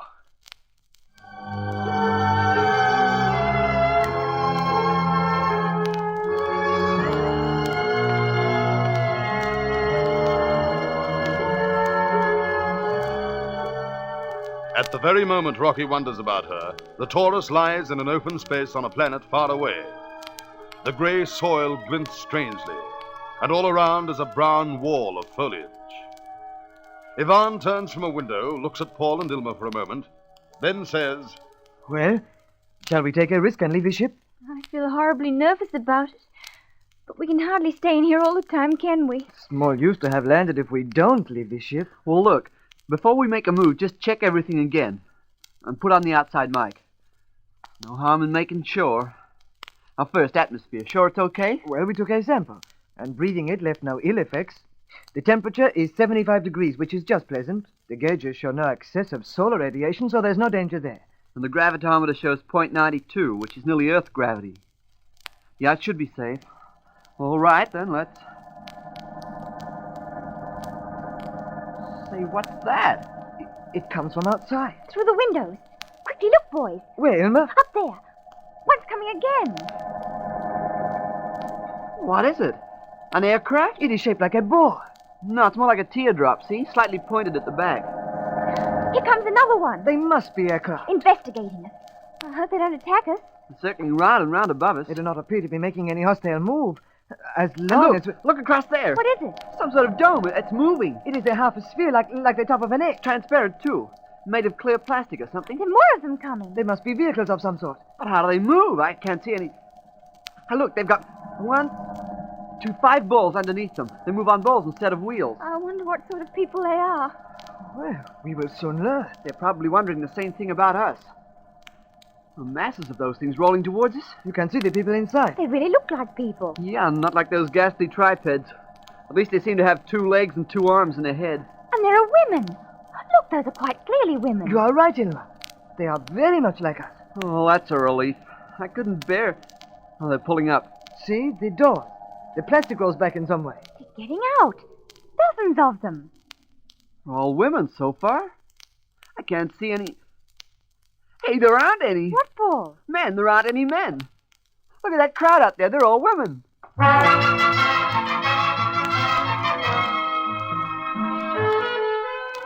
Paul points excitedly to the throng gathered outside the spaceship. The other two search the down-covered pink faces curiously. He's right. There are no men, only the shining, transparent, dome-shaped vehicles and a great crowd of women. Meanwhile, far away on the satellite of Saturn, 3 spacesuited figures glide along a rocky tunnel on a flat platform of metal. Say, Rocky, you got your intercom on? Yes, Mitch? Isn't this the screwiest feeling? It's like the old legend of the magic carpet. Only this one's metal. Just sailing along because a clutch of these tripod things is sitting all around us concentrating. I'd like a chance to examine the ruins we flew over. Di, do you think they were built by the tripeds? How can we tell? If they did build them, why are they now living in caves? It's strange. Creatures with the power to propel us through the air by sheer mental force. And now this tunnel. Hey, look, a sort of huge cave ahead. We're coming down. Hey, reception committee waiting, too. Yeah, looks like they're expecting us. But how did they know we're coming? Huh? Giggling grasshoppers, I didn't think of that. Well, we're down. Perfect landing, too. Rocky, this tripod hopping across to us, he looks like some kind of a leader. See how the others make way for him? Yeah. The others seem to want us to go across to him. Hey, maybe he'll give us the course calculation so we can get away from here, huh? I wouldn't bank on it, Mitch. Oh, come on. We'd better not let them separate us, Rocky. No. Well, he seems to be welcoming us. Offering us the freedom of the city, maybe. Well, he can keep the freedom of this underground mine. Now, quiet a moment, Mitch. Concentrate so that we can get a thought to us. Yeah. Telepathic voices again, huh? Welcome, two-legged creatures, to Hospital. There. Did you get that? Hey? We are honored to be here. Honored. We expected beings from far away in space, but it was not known there would be 2 visits to our globe. 2? Then they did meet those kids from the Taurus. But how did they know we were coming? Hear my thoughts. In what way was it known to you we would come? In what way? The mind that has developed the study of time and space knows many things. Yeah, then where do we come from? What's our planet?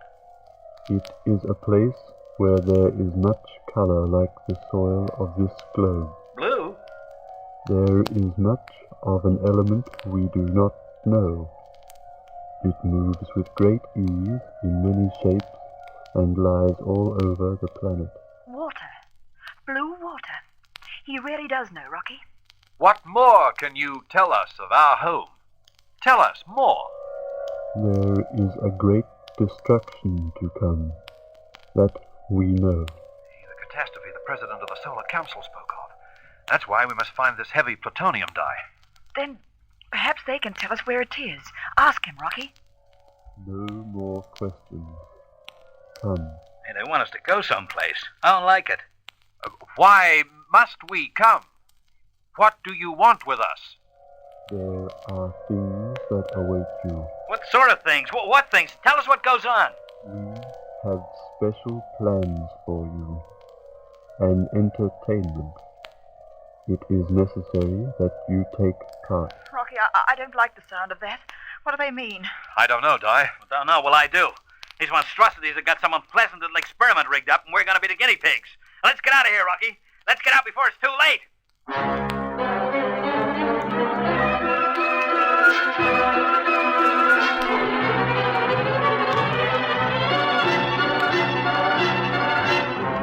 Are Mitch's fears to be justified? What do the tripeds plan to do to our friends? There is exciting action ahead, so don't miss the next thrilling chapter of this Rocky Starr adventure, Lost in Space.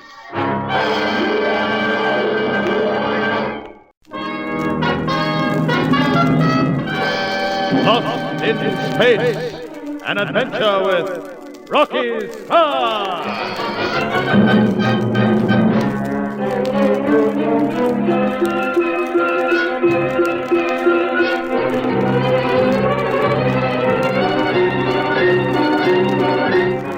Rocky finds he cannot continue his search for the missing spaceship Taurus because it is impossible to leave the satellite of the Hopitai. In an endeavor to learn the course, Rocky, Di, and Mitch have accompanied the tripeds to their crude underground city. Now they're informed that there is to be an entertainment in which they must take part, and they're conducted toward a large room. Mitch is obviously nervous as he says over the intercom, "Hey, Rocky, I don't like this. We don't know what funny tricks these things plan to start." Oh, we have their friendship to win, Mitch. Yeah? You know, there used to be an old-time book, How to Win Friends and Influence People. I bet it never gave the lowdown the setup like this. As long as they realize we must keep our spacesuits on. Well, they must understand by now that we can't breathe their atmosphere, Di. Hello. This looks like the place. Yeah, all squatting around the ring. I think they want us to sit on the stone ledge over there. Hold your limbs and rest here. The telepathic voice. You're right, Di. Fold your limbs? I talked to a guy like he was a collapsible chair or something. You sit between us, Di. Yeah, if any trouble breaks, Uncle Mitch will look after your chicken. Don't worry. Well, that's a comforting thought, Mitch. But we mustn't look for trouble. Well, they don't appear to mean us any harm. We're just part of the circle of tripeds all squatted down. Yeah. But what happens next? There's some sort of a stone platform or throne in the middle. Yeah, where they make the sacrifice, I'll bet. Oh, Mitch, for goodness sake. Anyway, look, he's wrong. See? One of the tripeds is getting up on it. Maybe he's going to give a speech. This is entertainment? Listen to a speech by telepathy? He's swaying about and going into some sort of a trance. The way they always do when they concentrate. Look, so are the others. Hey, maybe he's going to make the stone block fly around the cave with him. Rocky. Rocky, Mitch, did you hear that? There's music. Yeah. Here it comes again. Ah, that's the entertainment. He's creating music in his mind. And beaming it to us by telepathy. Shh, quiet, listen. It's getting stronger. Hey, this thing's giving me the creeps. Quiet, Mitch. Yeah, but it does. Music and from nowhere, just out of the air. Well, you could say that of radio. It's just out of the air. Yeah, but you know, there's a disc or a tape or something being played at the radio station. But yeah, I know, Mitch, I know. It's incredible, but just pay attention and listen.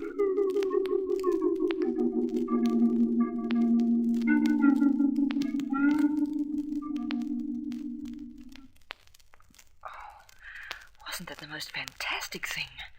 Rocky, to think that one of these creatures can sit there and create music in his imagination, and we can hear it. It's almost unbelievable. Well, we use our hands to operate equipment. They use their minds. It's a big difference. Yeah. What's the matter, Mitch? You're very quiet all at once. I'm feeling kind of redundant.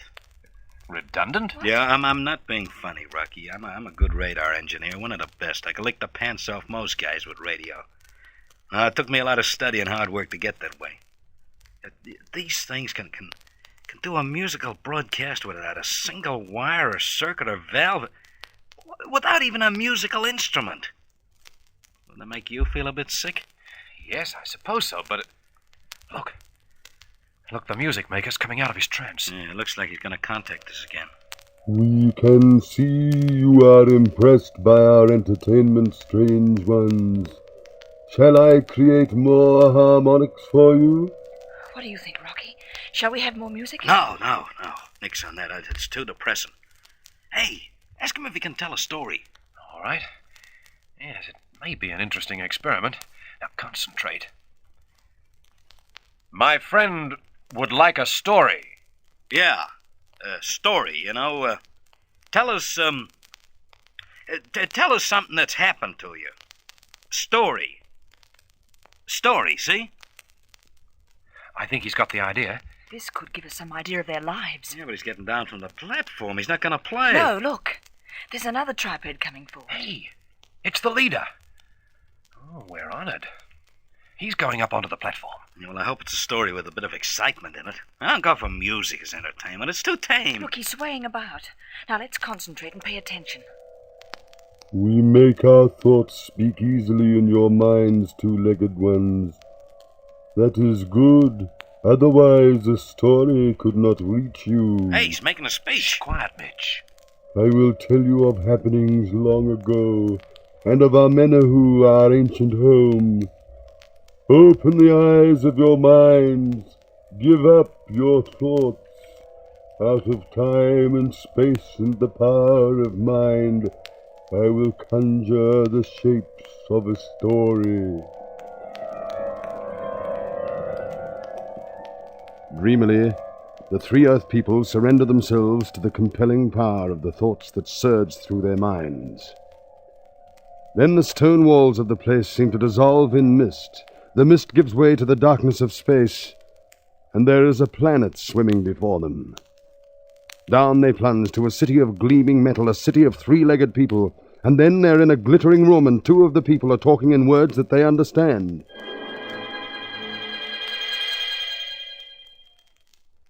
I have called you to me, Zutka, because I am gravely concerned for our people. Concerned, but our people are happy and secure, Uncommon. Happy, yes, but secure, no. There is a great threat awaiting Amenahu, our planet. Threat? I see no evidence of threats. Then I shall show you. Watch the screen.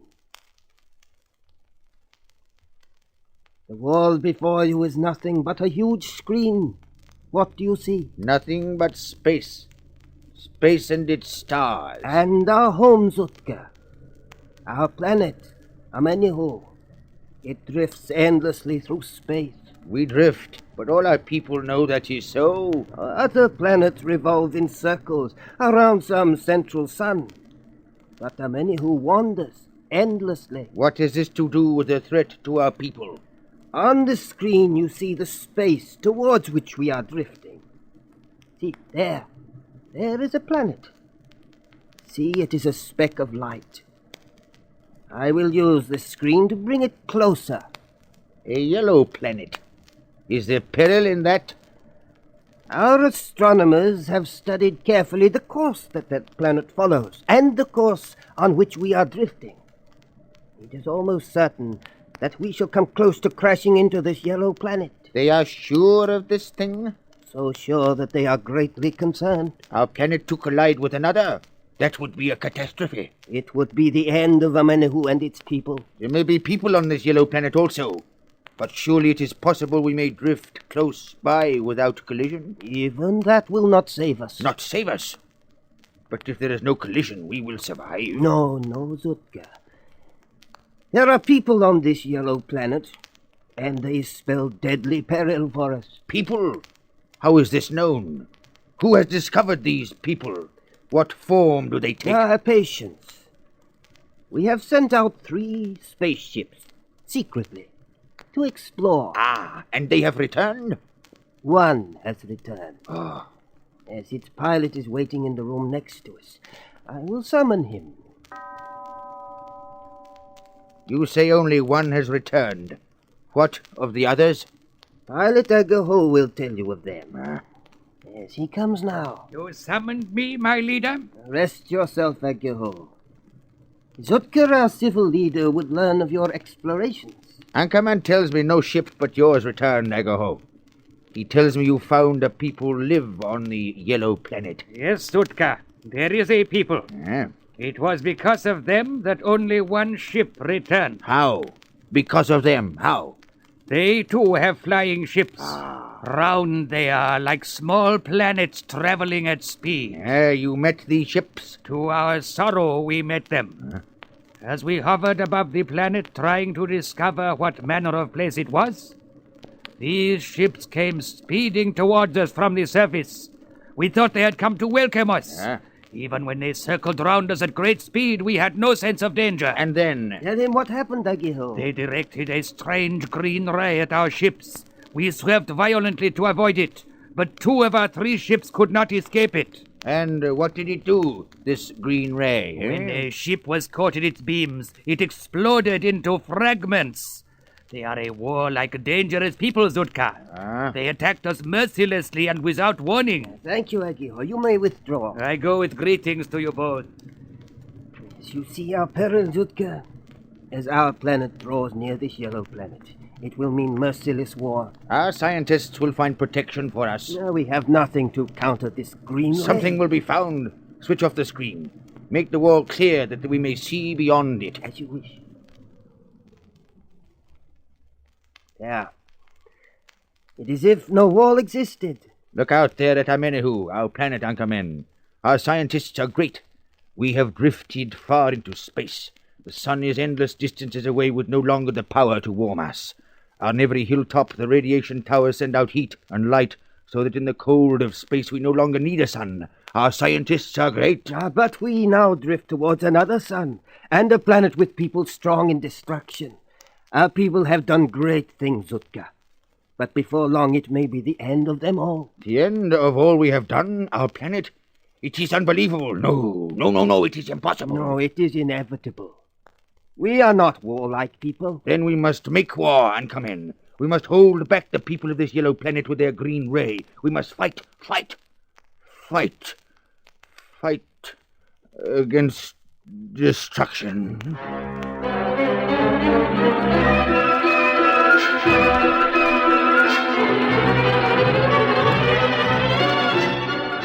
Rocky, Di, and Mitch sit as if entranced. What happened as Amenahu drifted nearer the yellow planet? There is excitement ahead, so don't miss the next gripping chapter of this Rocky Starr adventure, Lost in Space.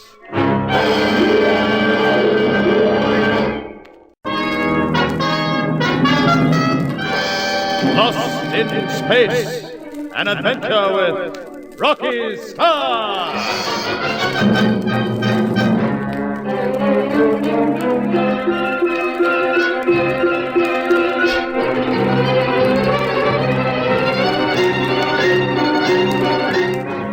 At the very moment that the missing spaceship Taurus is landing on a far distant planet, Rocky and his friends are still unable to leave the planetoid of Ehopatai. They have been taken to the underground city of the Tripeds, and there are encountering the strange experience of a story told by telepathy. But for the moment, the spell is broken. The pictures fade as the leading triped pauses, exhausted, to rest. Di stirs, as if awakening from sleep, and touches Rocky's spacesuited arm. Rocky. Oh, it's unbelievable. It's unbelievable. Oh, the way the story was projected at us, it was like actually experiencing it happen, like being there. The way you feel in a dream. Only this was real. Giggling grasshoppers, Rocky, it's terrific. This planet of theirs, what was it, Amenahu, is that right? Drifting towards the yellow planet. And the people on the yellow planet with their spherical spaceships. Yeah, and the green ray. The explosive green ray. To think they drifted right away from the sun, but were able to create heat and light. Radiation towers and things. Rocky, perhaps that's why this place is warm. 68 degrees when all around it's hundreds of degrees below zero. Look, the chief triped stirring. Look. Please give pardon. It is exhausting to conjure up for you pictures of these things. I am rested now. Your story is enjoyable. It gives us great pleasure. Yeah, continue. Tell us more. Go on with it. Relax. Give up your minds to time and space. Surrender to the power of mind, and there shall appear a fateful day in the story of the ancient planet Amenahu. Once again, the stone walls dissolve in a mist of light. The radiance takes on a glittering brilliance and gains form and shape until it is the room of Anchormen again. Once more, there are two three-legged creatures. They hold a sheet of thinnest metal etched with patterns. See, Zotka, here is an enlarged image of the yellow planet. Our astronomers have brought it to me only this day. The surface of the planet is clear to be seen. Yes, but the image has more to show than that. See here, and here, and there. What are those things? They have the appearance of towers. Yes, time has passed since the first was built. Now there are many. But all appear on one part of the yellow planet only. Yes, it is the side that is always turned towards our own planet. Your voice has fear in it, Anchorman. What do these towers mean? It seems they are directed towards us, Sutka. I fear that they mean great evil. Towers of evil. Yes, look, this image, it shows signs of other activities. It seems that there are yet more towers are planned. Then we must find out about them. We must stop any evil aimed at Amenehu. Yeah, the steps have been taken, Zutka. Soon we will know about these things on the yellow planet. Spaceships have been sent there to investigate. Suddenly the scene dissolves, and from the misty nothingness another takes shape. It is clearly the inside of a spaceship, and the pilot Agaho is staring through a strangely luminous window.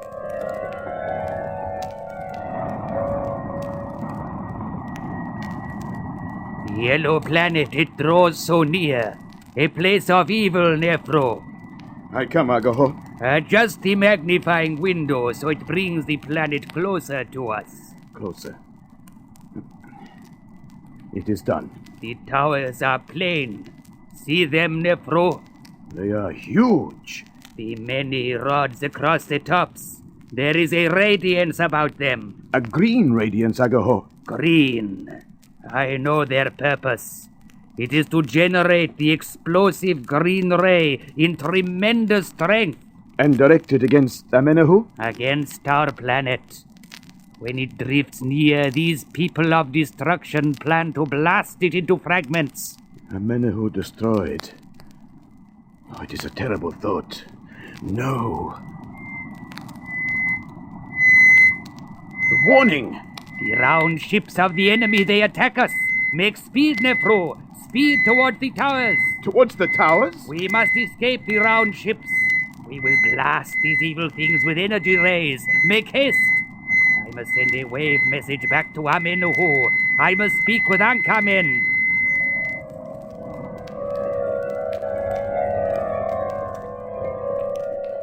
All our ships destroyed, he says, destroyed by these round ships, Zutka. And he alone to attack the towers. Watch on this screen. The towers can be clearly seen. The planets are home to be blasted into fragments. It must not happen. It is an evil too great to imagine. Zutka, see on that screen. A flash of green light where one of the towers stands. Agaho. He has used the ray against it. That tower, it is gone. There is only a crater. He has destroyed it. See, another flash. Intense. Yellow. The color of an explosion of the propulsion power, Akamen. Yes. Agaho has destroyed himself and his ship. One tower is gone, but none of our ships will return. Not even Agahoa.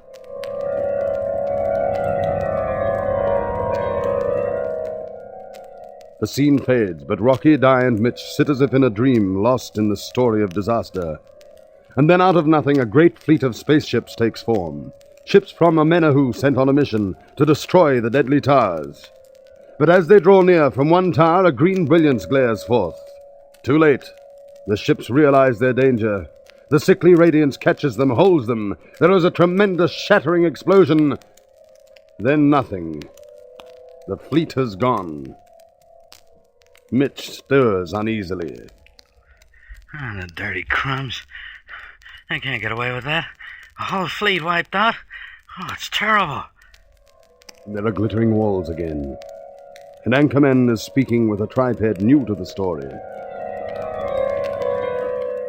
Well, Hotep, what news do you bring? Our explanation ships have found a planetoid on which it is possible our people may live. This is good news. Where is this planetoid? It is a satellite of a great planet. The journey is long, but it can be reached by transport vessels. And the atmosphere? Methane, same as here. An atmosphere for our people to breathe. Plans must be leave Amenehu and go there at once. All our people. But, leader, that is a tremendous task. It must be done. To leave Amenehu, our home? This thought grieves me as well as you. But what else can we do? Our space fleet is destroyed. Every day Amenehu reaches nearer to the yellow planet. We must leave it before it too is destroyed. I know it is needful, but it leaves me with great unhappiness. Unhappiness is nothing beside the threat of extinction. What is the temperature of this planetoid? It is exceedingly cold. Yes. Then technicians must be sent to erect atomic furnaces. This planetoid must be heated, even as we heated Amenehu. There are no satellite moons we could turn into suns. Then more efficient heating furnaces must be designed. The atmosphere must be raised to the temperature we need. But it must be done quickly. We draw nearer the yellow planet every day. New pictures. Big transport vessels journeying far into space, landing on a strange, cold planetoid. Hundreds of tripeds pour from the open hatchways, masses of tools and equipment. A grim fight for survival in deadly cold. Then the ships returning home, anchormen working, organizing, making decisions. Watching all this, Rocky stirs uneasily, and he mutters. Moving a whole population. What a job. It seems impossible. Going back to the planetoid again. Anchorman and the others. Watching through something like a telescope. See how close the Menahu has drawn to the yellow planet. I fear we have left it too late. There may yet be time. We should go... Dutka, look! The whole yellow planet seems to glow with green fire. Yes, those towers. They direct the green ray at the Menahu, our home. You see, it is bathed in green light. Our planet. It cannot be destroyed before our eyes. It cannot. No, nothing happens. Perhaps the ray beams have not sufficient strength. Yes, if only... Dutka, look, see. The Menahu is destroyed. It is fragments and a memory. Oh, a Menahu, planet of our people, a Menahu. I cannot watch the screen. No, Dutka, turn back. See, tongues of yellow brilliance. See them? Energy released from the atomic fires. Yes, it flashes along the energy path of those green rays. It streaks towards the yellow planet. It is justice. See! Yes, that flash of green. The towers have exploded. Dutka, the entire yellow planet has burst in a single flash of energy. Justice! Justice! A Menahu is avenged. Both have gone. There were 2 planets and 2 peoples. Now there is nothing. Nothing but fragments. Drifting in space. It is a fearful thing. But we are here, Anchormen. The finest intelligences of our people are with us here on the Hopatai. Yes. We must create a new home, Dutka. This cold and empty planetoid must be our home. Forever. Blown up. Forever. Huh? What? Hey, where are we? What a story, Mitch. What a story. What story? Hey, Rocky. Huh? Giggling grasshoppers. Where are we? Underground with the tripod, remember, Mitch? Hey, Di, are you all right? Yes, Rocky. It's just like waking up. Still like a dream. Sure. Hey, you notice something? What? We're not in that place where they started the story at all. This is some small room. Hey, we haven't our space helmets on either. Oh. I was so dazed I didn't notice. There's no entrance. We're locked in. But how can we breathe? Well, it seems ordinary air. Yeah, there's something screwy here, something they don't like. That story put us out just like we were under anesthetic, so they swipe our space helmets and put us in here. But how can we be breathing oxygen in a methane atmosphere? Why? That's what puzzles me. Why? We were tricked and we fell for it like babies. Fell for it. Rocky, do you think Mitch is right? What can they plan to do with us? I don't know, Di, but they've left us our ray guns. What are we waiting for? Come on, Rocky, I'm gonna blast our way through that rock before it's too late!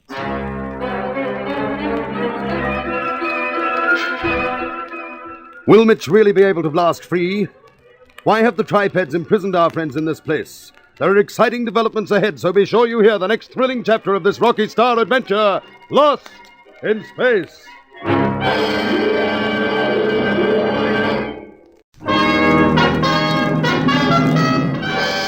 Lost in Space, an adventure with Rocky Starr.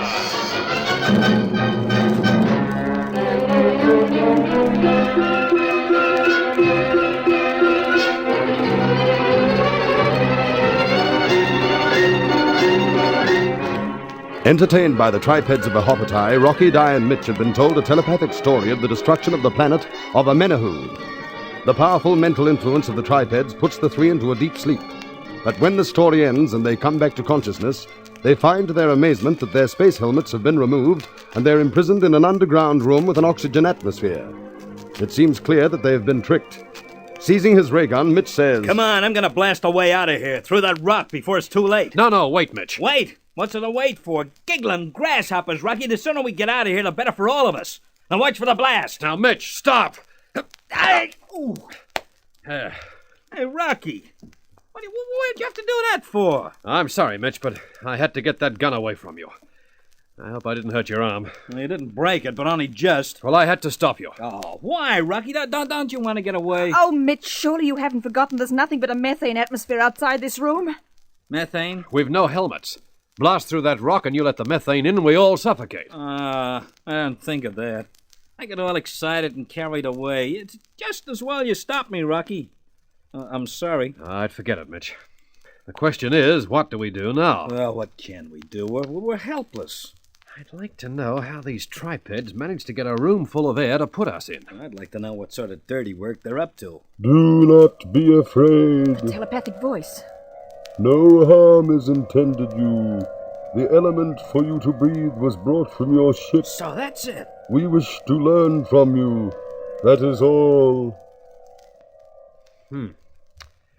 Message ended. Oh, well, that solves the mystery of the air. They must have brought spare cylinders from the streak. They had plenty of time during that great long story. Yes, it must be... Hello? My watch has stopped it. Oh, no, it hasn't. Oh, but it can't be. What can't be? Well, the whole story, plus the time that we've passed since we woke up, has been less than a quarter of an hour. Rocky, are you sure? It seemed to go on for hours. Well, the watch is still going, and that's what it says. A quarter hour? But how could they cram all that action into a quarter of an hour? It must be like dreams. Hey, I wonder how much longer they intend keeping us here. I can't help feeling we'll never get away. Even if we do, we've got small hope of finding the Taurus again now. Hey, I wonder what's happening to those 3 kids.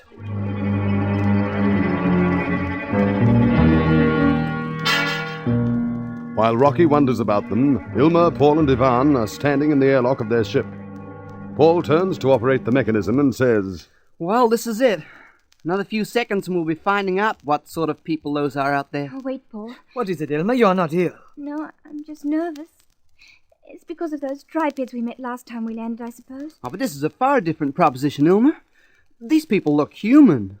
What's more, so far, they're all women. I suppose I'm just being silly. All right, Paul, open the airlock. Right. At least this time we can leave the ship without spacesuits.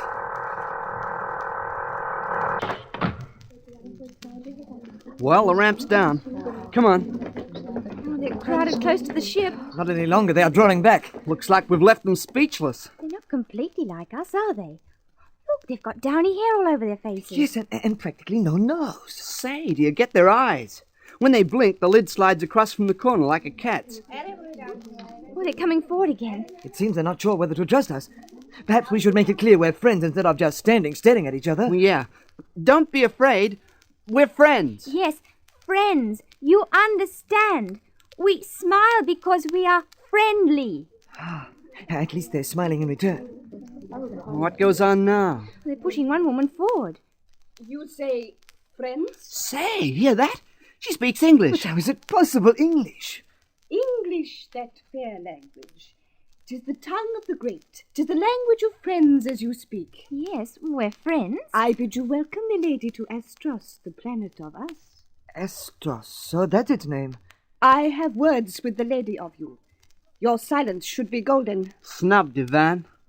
Say, I wonder where she gets this stuff. It is very mixed, this English she speaks. Please, 'twill be good that you tell these attendants to curb their tongues, that we might have converse. Well, just as you like. I'll keep quiet a moment, boys, till we find out about things. Find out how she learned English. How is it you can speak our tongue? Where did you learn? From the curled strip that makes living beings from light and gives them many words. Now, what does that mean? Something is going on. I wish I knew what it was. The interpreter or whatever she is seems to be telling them about us. What do you make of it, Ilma? Oh, I don't know. They seem to be glaring at you two all the time. She spoke to us as if we were servants. Yeah, that's right. She called us attendants. But there's none of this superiority stuff towards Ilma, notice? She's treated like a guest. Guest! That is the word that sped from me. You are invited, milady stranger, to partake of our hospital. Hospital? Or hospitality? 'Tis the other. 'Tis a word to use for a guest. Hospitality. 'Tis well. You will make acceptance? Thank you. We'd be glad to. After you, milady. Say, get that. She's bowing like an old-time courtier. Well, come on. No! Wait. 'Tis not for scullions to follow. Scullion? Say, what's this scullion business? You may not follow. Stand. But they're my friends. Oh, let them come. Milady is gracious, but scullions must remember the station of them. See? They are removed. Hey! Oh, let go of me! I'm not going to be pushed around by a lot of women. It is useless, Paul. There are too many for us. But what about Elmer? Oh, all right. Never mind the wrestling tricks. Oh, where are you taking us? Oh, where? You go to a... Paul, men seem to have no importance on this planet. Not certain we don't. All right, I'll get in your car or whatever it is. Don't push me, I can enter by myself. Locked in. How do you like that? I don't like it at all. See, Elmer is talking and pointing. She is trying to have us released. Well, yeah, but they're not taking any notice of her. That screwy period sort of speech the lady was talking. Where could she got that stuff? Do you make anything of all that about curled strips and light? No. No doubt we will learn in time. Looks like we're going to learn a lot of things in time. But if we've got to be locked up to do it, I don't think I'm going to like it. Ilma has entered another vehicle, see? They are driving her away. Someone's got into this one. Here we go, too. Paul, we are not going the same way as Ilma. We are being taken somewhere else. I think they intend that we should never see her again.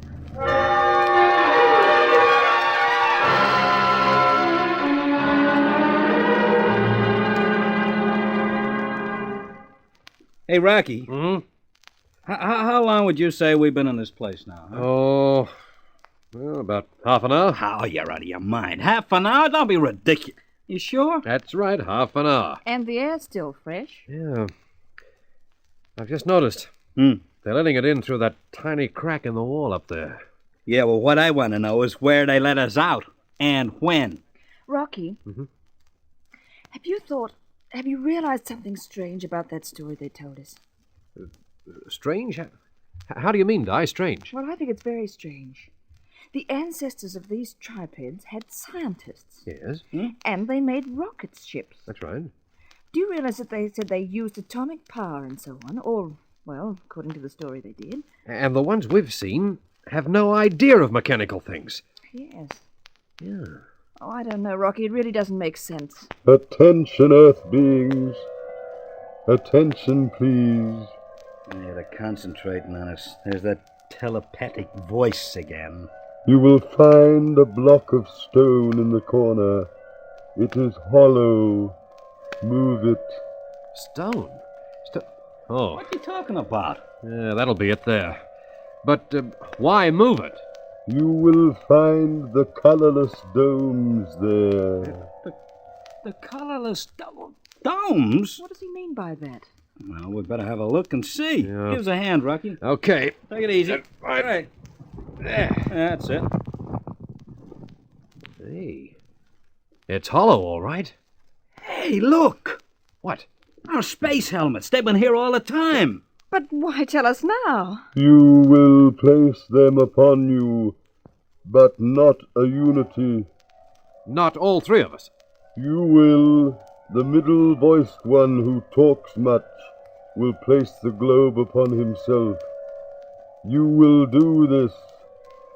Do it. It must mean you, Rocky. No. Well, you're the only guy that does all the talking around here. Mitch, you're the one with all the words. I think he means you. You're the middle-sized one. What do you mean middle-sized?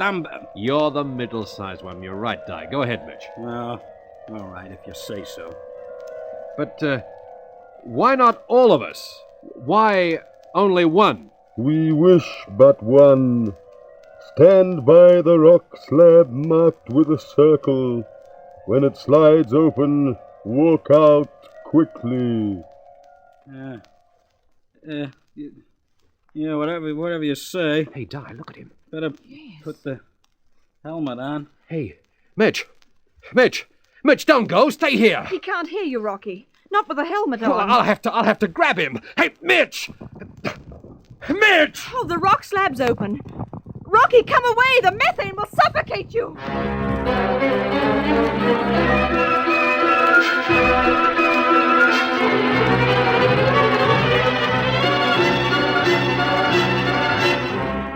Rocky stands irresolute as Mitch walks dazedly through the opening. The heavy methane atmosphere rolls into the room and drives them back. Then the slab slides shut and Mitch is gone. But what do the tripeds want with him? And what lies ahead of Ivan and Paul on distant Astros? There are exciting developments ahead, so don't miss the next action-packed chapter of this Rocky Starr adventure, Lost in Space.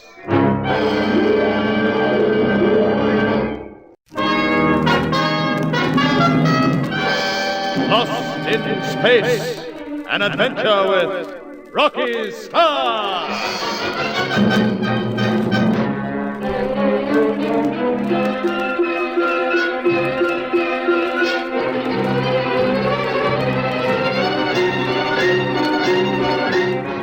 Rocky, Di, and Mitch have been imprisoned in an air-filled room by the tripeds of a Hopotai.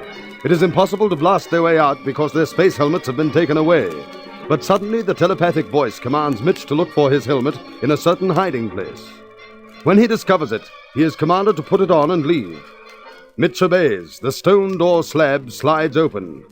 As he walks away, Rocky tries to stop him, but the methane atmosphere drives him back.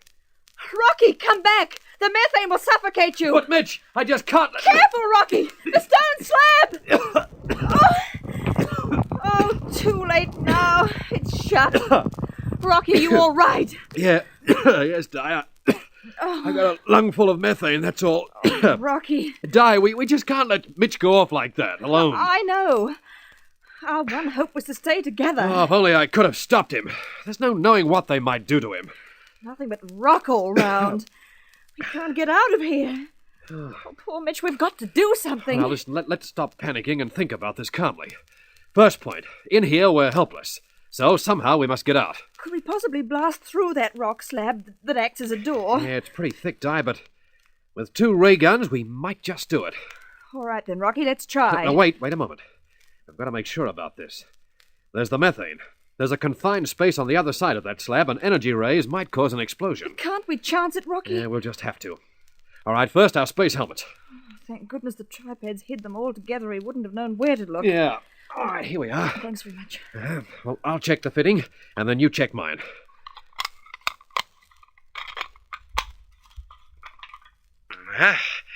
You got your intercom on, Di? Can you hear me? Yes, Rocky? Good. All right, now, leave your outside mic on just in case. I think this is the best plan. Let's lie face down on the floor and both aim at the same place. That's the bottom of the slab, right? Right, Rocky.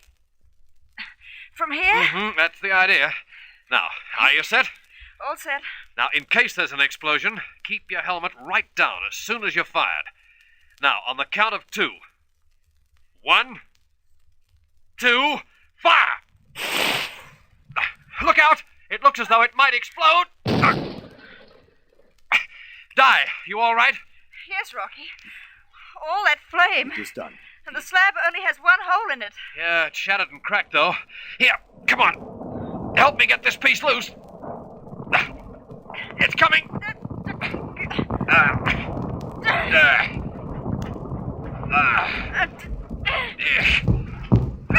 That's it. That's it. Got it. Got it. Oh, that was tough. Well, I'll go first. All right. Come on. Are there any tripeds, Rocky? No. If there were any, they went for their lives. Come on now. We've got to find Mitch. Where first? Oh, we've taken so long to get free. Never mind that, Di. We'll find him. If we have to search every inch of this rabbit warren and blow half of it apart. Now, come on. This way.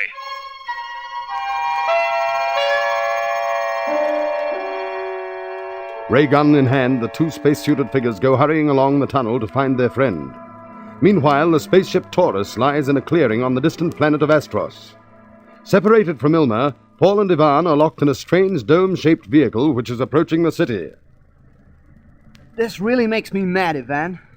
Why'd they have to keep us from Ilma and lock us in this thing?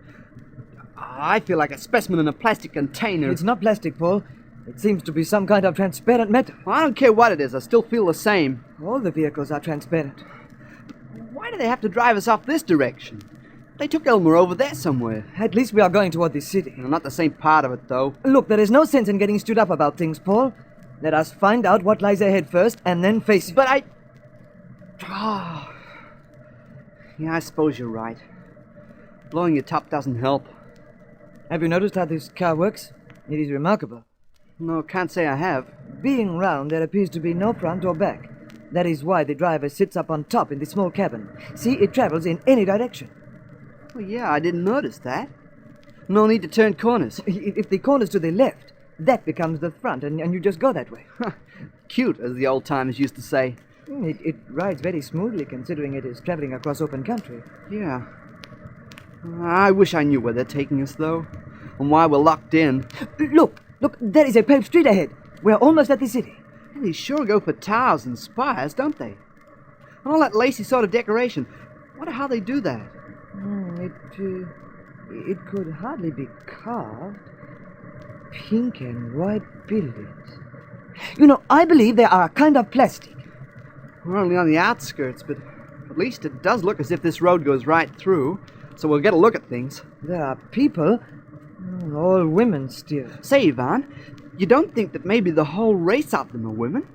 I mean, like the fable about the Amazons. Oh, it seems most strange, but perhaps it could be so. They all turn and stare and point at us as we drive past. Like monkeys in a cage or something. Ignore them. Look at the buildings. Oh, that is strange. What? See, there are not only entrance doorways from the street to the ground floor, but every floor has one. You're kidding. No, mighty Ike, you're right. Hey, but what's the use of that? How do they get up to them? You can't walk through a third-floor entrance 40 feet up. There. Look, Paul, see. That character just floated straight up to the 5th floor and walked in. No, I don't believe it. There is another. Floating up. But how do they do it? The belts. They all wear them, see? And with a small black box on either side. Anti-gravity. How do you like that? No lifts or stairs. Just press the button or whatever it is and up you go. There are men. Look, Paul, to the right. I can see men. Where? Oh, I've got them. They are erecting a building. Weedy-looking types, aren't they? Let's get a good look at them as we go past. They move so mechanically. They do not stare at us like the women. I couldn't care less. Oh, well, at least we know there are men on this planet. Yes. But I do not like it, Paul. Do you? Well, no. There's something screwy about them. They do all their hard work and behave as if they had no interest in anything else. Paul, I have a feeling Astros is ruled by women and men are of no importance here. Well, then what about us? We're men? Yes. Scallions we were called, remember? I think we are going to be treated as servants and slaves. Oh, I wonder what is happening to Ilma.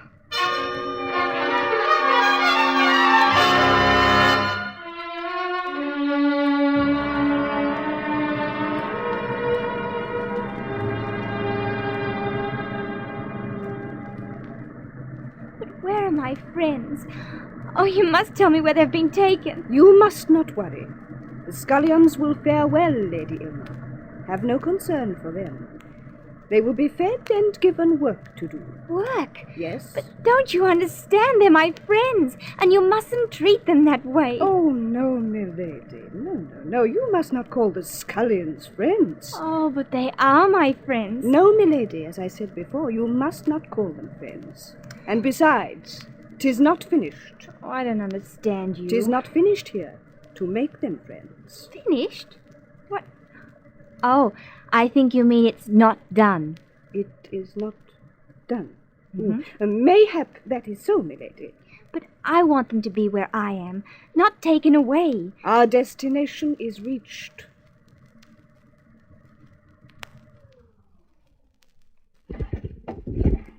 Please to alight here, milady. Oh, but the boys... It is best that you alight here. Oh, for heaven's sake. Gramercy. Our ruler awaits you at the top of this building. Come. Hold tightly to my arm. Also the arm of the other. But aren't we going in the entrance? The entrance we seek is above. Now, as I said, tight be your hold. But what... Oh, we're rising. Hey, put me down. What's happening? We're rising. Oh. We lift you. Keep tight the hold. Step forth onto the threshold. Move in, please, milady. But There's no one here. This place you will stay until our ruler comes. You cannot leave, so be content.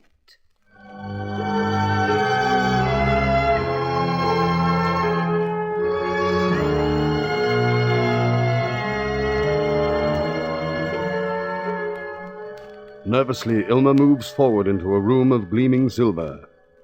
Instinctively, she looks around for some way of escape, but there is none. Meanwhile, in the underground caverns of the Hopotai... No sign of Mitch anywhere, Rocky. No, nor any of the tripeds either, Di. You know, I don't like it. Perhaps they've taken him outside, away from here. We can't leave these underground places until we've searched everywhere. Hey, Di, come on. Here's a passage we haven't tried yet. Oh, Rocky. Oh, now, Di, steady on. It's the uncertainty. Not knowing where he is or what danger he's in. Don't worry. He must be somewhere. Yes, but where? And where are the tripeds? There can't be a place left big enough to hold them all. Yes, I know that, but... Hey, Di, look. Oh, a great stone slab. Yes, like the one we blasted from that room. Hey, it's a door. Then let's open it quickly. Oh, Di, it's too heavy. It won't move. Then how do the tripeds move it? They must use their thought power. Well, I'm going to blast it away. The methane. If an explosion was... Well, this passage isn't a confined space. Your ray gun, Di. Now, a good long blast at the middle of the slab. And a bit more yet. It's giving way. That's done it. Hey, that's done it, Di. Come on. Rocky. Rocky. Look. A huge room. Like an amphitheater. And all the tripeds gathered. What are they looking at? Di, it's Mitch. He's stretched out on a slab down there. Quickly, Di. Come on.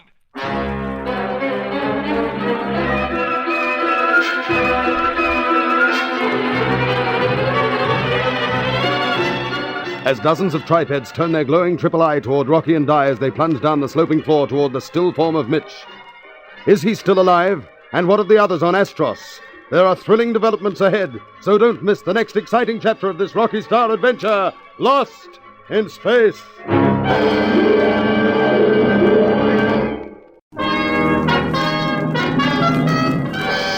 Lost in Space, an adventure with Rocky Starr.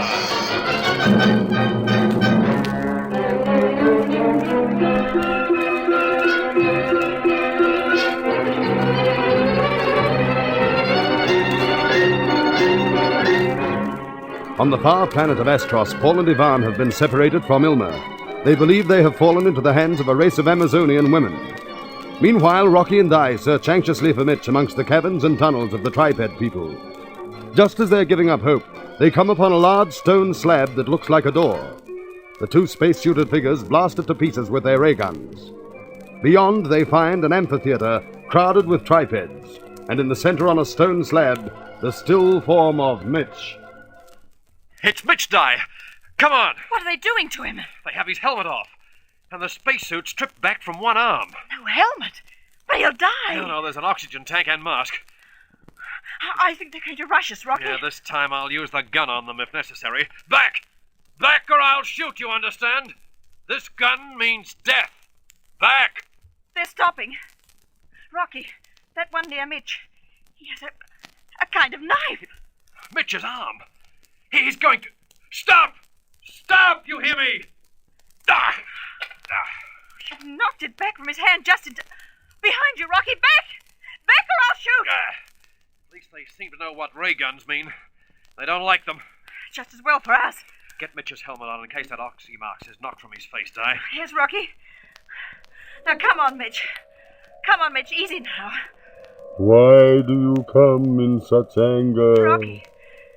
The telepathic voice. It's about time they said something. Explain to us. Why are you so angry? Why do you wish to kill? Angry? I am angry because you were about to hurt my friend. You understand? He is my friend, and you would have killed him. Not so. We meant him no harm. No harm? What about the knife? We saw it. Yes, this knife. This. What did you plan to do? Only to remove your friend's limb. The arm, as you call it. Only Rocky, I don't understand how they can say it so calmly. It makes me want to pull this trigger good and hard. Oh, if we had not found Mitch, they'd have killed him. You are still angry. Why is this? You say you were going to maim my friend, and yet you ask why. You would have killed him. No harm was intended. That's a nice excuse. How is Mitch, Di? Still out to it? Yes, but he seems easier. I think he'll come around. Yeah, well, let's get out of here. Come on, we'll carry him. No, wait. I want to know something. People of Ihopitai, listen to my thoughts. Why did you wish to cut a limb from my friend? Why did you pick on him? He talks much. He is your leader, the greatest of you. cut off my arm. Well, what's all this I've been hearing? Who talks too much? Oh, Mitch, you're all right? Oh, sure. What am I doing here? What's all this arm business? Yeah, you nearly lost one, Mitch. To these things. Oh, no. I want to get to the bottom of it. Why tripeds? Why did you want to do this thing? We wished to grow a skillful man of science amongst us. What? They wish to what? How could you grow a man from a limb? It's not possible. I think I'm beginning to see. When you want new people here, you remove a limb, and from it grows a fresh creature. Is that so? Surely you know these things. Hey, not for Uncle Mitch. Cut off Anyway, I don't see any two-legged tripeds. The limb grows again speedily in those flasks there. Hey, look, Di, look. Against the far wall. Glass flasks with wiring. It is the only skill of our ancestors we have left. I begin to understand. And you haven't lost it because without it, you couldn't continue to exist. That is so. We have great need of skill amongst us. But we are different. Remove a limb from us without special care, and we die. Yeah, we certainly do. Giggling grasshoppers, what pipes? They wanted to grow a bit of me like a pot plant or something. Thank heavens you arrived when you did, Rocky. We are sorry that we brought your friend into danger. We did not understand, but our need for skill is great. Di, Mitch looks pretty pale. We'd better get him back to the street. I'll organize one of their platforms to take you two back.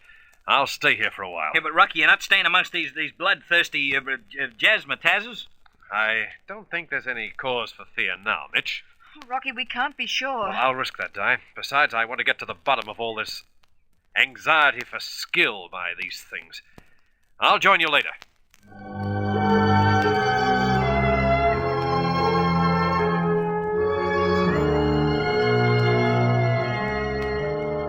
While Mitch and Di are being transported back to the streak, Ilma waits nervously in a gleaming silver room on distant Astros. Again she goes to the entrance door, but it is a sheer drop to the street far below. She turns away, then stops.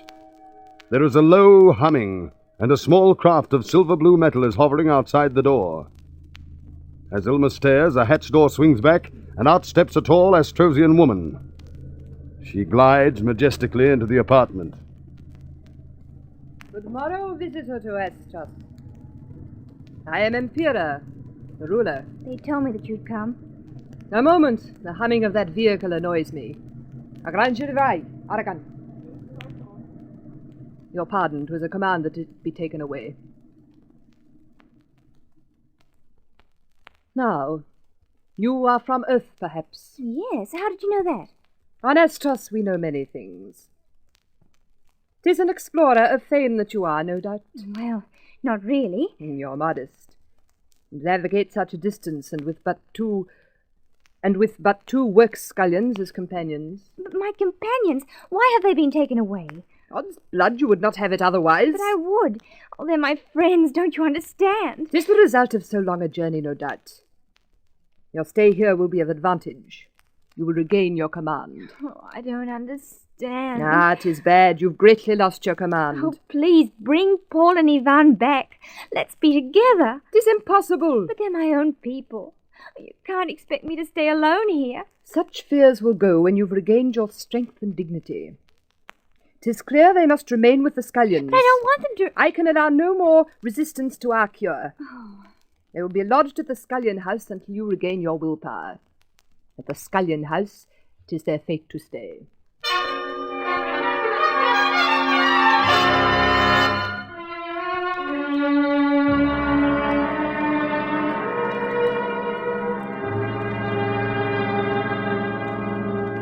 Well, we've stopped, Ivan. Wonder what this place is. It has walls like black glass. They're opening a door. Come forth, scullions. Mighty Ike! A woman the size of a house. We had better do as we are told. Looks like she thinks we're too slow. They certainly treat us like prisoners. Come, follow. I will make a test. I would like to walk around a little. Come, Paul. Not so. You come, Sarah. Hey, she's whistling up some pals. Make a run for it. Down here. Hey, too late. Oh, all right. Quit the strong arm stuff. We will come quietly. 'Tis well. Bring them. They're taking us to a black glass building. We picked a bad spot when we landed in this place. You come. What? Aren't you all coming too? Scullions only here. 'Tis the rule. Come on, Paul. Wonder if Ilma's getting this sort of treatment.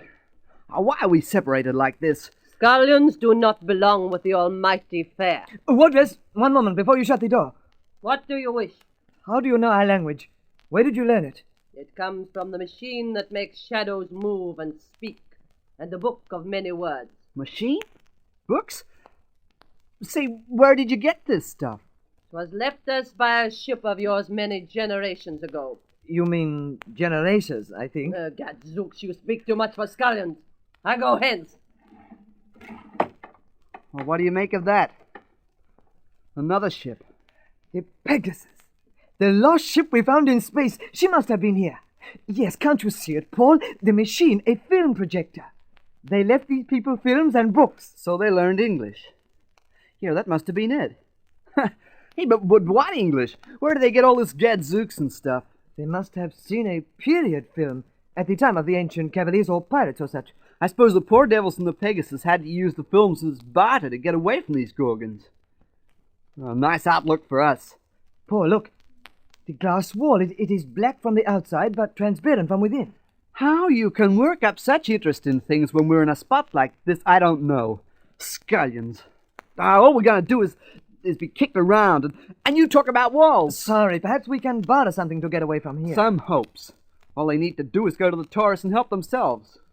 Do you think Elmer might be able to help us? You heard what the wardress said. Scullions do not belong. Oh, yeah. Some hope if they take that line with Ilma. Well, then what do we do? We must get out of here, that I know. The wardress has some kind of pistol in her belt. We must get it from her. We must overpower her. What, that blonde Hercules? She can smash us with one hand. No matter, Paul. Somehow we must do it. Otherwise we may spend the rest of our lives here. There will be no rest of your lives if you try such things. Oh, yes, I've heard your talk. My ears are of great strength. Take warning, scullions. Attempt trickery, and you will pay.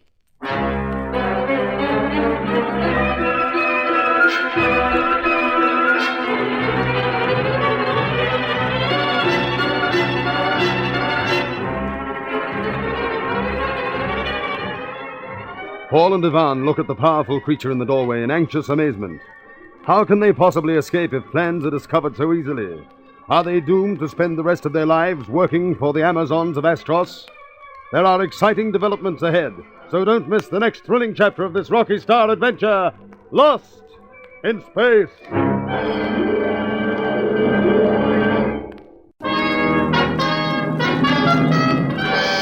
Lost in Space, an adventure with Rocky Starr.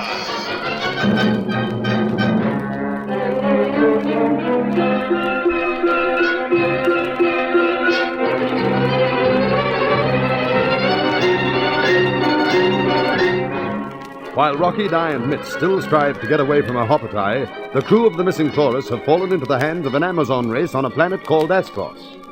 Ilma is separated from the boys. Paul and Ivan find themselves classed as scullions and are locked up. It is obvious that they are regarded as nothing more than slave workers, and Ivan decides they must try to overpower the wardress and take her pistol. But barely are the words out of his mouth when the door flies open and the wardress warns them against trying such measures. Now she has gone, and the two lads look at each other in dismay. It's hopeless, Ivan. No matter which way you look at it. I wonder what she meant by the machine. Unruly scullions were always quietened by the machine, and we'd get the same treatment. That's what she said. It must be something to take away their will to resist. Well, if we get that treatment, we'll be finished. Then we must avoid it at all costs. First, let us speak lower. Why? What good'll that do? I'm not sure in my mind whether these people have very strong hearing, or perhaps this room has a microphone to pick up all that is said. Oh, of course. Yeah, could be. Hey, shall we look? First, pretend we have quarreled and do not wish to speak. And that will explain why nothing is heard. Okay, it's worth trying. I am sure that we have just been saying... I am sure that it must have been heard. We have spoken too softly. Now. Paul, why do you not speak? You are not angry with me? Of course I'm angry. You and your plans, you nearly landed us in trouble. But listen. I don't want to listen. But Paul, Shut up, will you? See anything like a microphone? Not yet. They're probably built in. It is useless.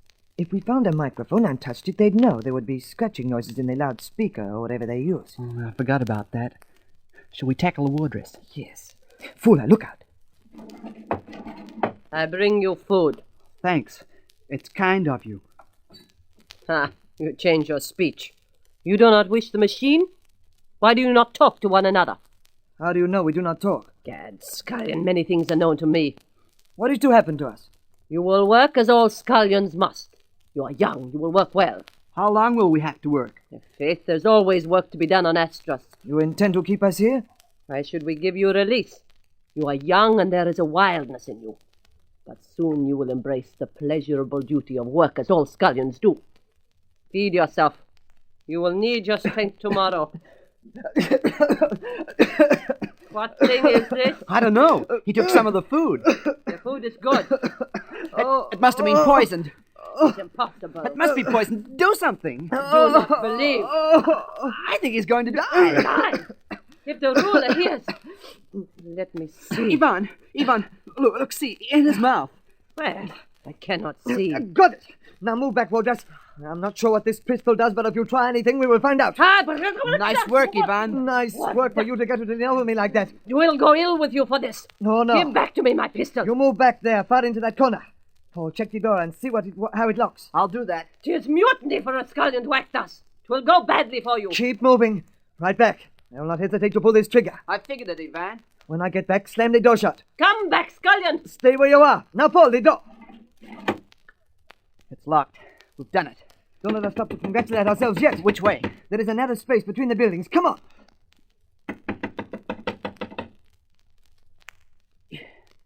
Hear that? The chase is on. That machine.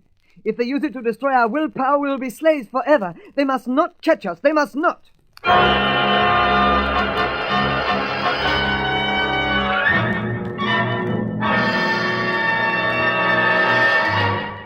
Desperately, Paul and Ivan pelt between the tall glass-like buildings, seeking frantically for somewhere to hide. Meanwhile, on a Hopotai, Rocky has just returned to the streak. Hey, Rocky boy, let me help you off of that spacesuit. All right, thanks, Mitch. Yeah. Well, that's a relief. Yeah. Whew, it's good to breathe normal atmosphere again. Hey, how are you feeling now? Oh, I'm fine. Considering I woke up to find myself nearly minus an arm. I gave him treatment to quieten him down, Rocky. Yeah. The good old neuro ray. Sure quietens the nerves. Was I a case of nerves? Rocky, I was beginning to worry about you. If those tripeds had tried to do the same thing to you... Oh, no. No, they understand now, Di, that we can't be grown the same way as they are. How do you like the way? Chop a limb off and grow a new triped from it. Grow a new limb, too. We were just talking about it, Rocky. Mm-hmm. They must be developed from some type of lizard-like. Yes, just like lizards can lose a tail and grow it again. Eh? Yes. Yeah, that would account for the scales, too. But there's more to it than that, Di. Yeah? What'd you find out, Rocky boy? They give you the course so we can get a weight in the screwy place? Well, not yet, Mitch. But I think we'll have it before long. Before long? How long do they expect us to stay in this nut house? Now listen, don't worry. They made a bargain with me. They did? Yeah. If we'll try and help them, they'll give us the course. Help them? Mm-hmm. Why can't we just wave a ray gun under their eyes like I said? That'd make them talk. Oh, Mitch, you ought to know by now. I won't do things like that unless it's unavoidable. What sort of help do they want, Rocky? Yeah, why are they so mad keen to get technical skill? Why'd they want to grow a twin brother on me? Well, I found out about that, too. It appears they've lost their skills. Their ancestors had them, but since they've been on the Operatai, they turned to studying thought and time instead of mechanics. Yeah, but according to their story, their ancestors had the tools and things when they landed here. Yeah, well, the tools wore out. And there weren't enough scientists in that first shipload. There were more philosophers. So, now they've decided that they must get back their lost skills. Oh, but Rocky, why? If they can fly through the air and open and shut great heavy doors all by thought power, they don't need other skills. Di, come to the window. You remember how, when they escaped from their original planet, they had to heat this place up by atomic radiation fires? Well, you see those domes? Don't tell me they do the heating. Mm-hmm, they do. But they were created hundreds of years ago, or maybe thousands, and they're becoming played out. The temperature's dropping. Some domes have stopped working already. If they can't be started up again, that'll be the end of the tripeds. Exactly. And they realize that. They know we are their only hope. You mean they expect us to start those things up again? Yes. I'm sorry, Mitch, but as you're the electronics engineer, it looks as most of the responsibility will be yours. Oh, it would be. But if we do it, will they give us the course away from here, up through the rings of Saturn? Yes, Di. Well, some deal you made. Mitch, we must help them. We just can't leave them to die out. No, I suppose not. Good. Then you'll tackle the job? Well, I'm not promising anything, but come on. Climb into those spacesuits again. I'll have a look at those things.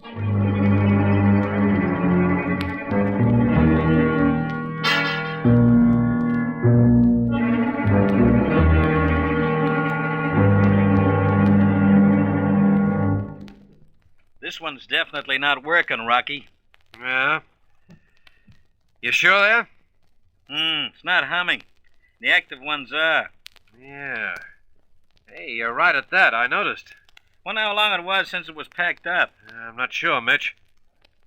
But I gathered the impression it's been some time, you know. Well, it shouldn't be too radioactive, then. Yeah, the question is, how do we get into the thing?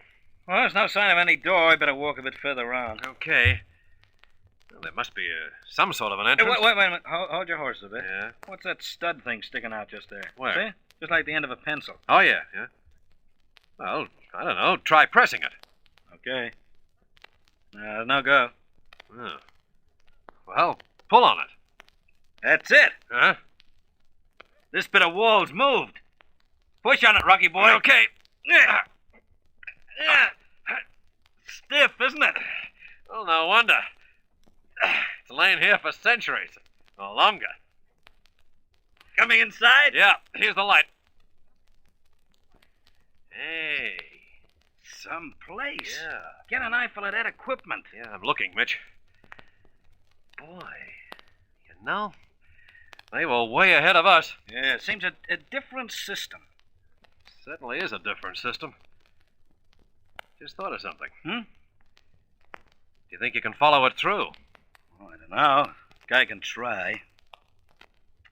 Yeah, these tripeds weren't kidding when they said they'd lost the skill. Our ancestors sure knew something about electronics. You know, it gives you a queer feeling to think it was built all that time ago. But, Mitch, do you think you'll be able to set it going again? I don't know. I'll have a look around, but I can't figure how to charge it. And that's the whole... Unless... Say, that pile of metal rods. Turn the light over that way. Over here? Yeah. Uh-huh. Hey, that might be some kind of refill. Hey, Rocky. Yeah? Do you feel kind of warm? Warm, yeah. It's funny, I do. Hey, Mitch, it couldn't be. The only thing it could be. This radioactivity's still in here. Still here? Yeah. I tell you, we'd better get out of here quickly. Come on, Mitch. Yeah. What was I thinking of? What? I'm going nuts. I should have tested this with the Geiger. As soon as we came in, I should have tested it. I know it. Hey, Mitch. Mitch, do you feel weak, too? Yeah, Rocky. Looks like we got a nice little dose. Yeah, we did. We got to get back to the street, Mitch.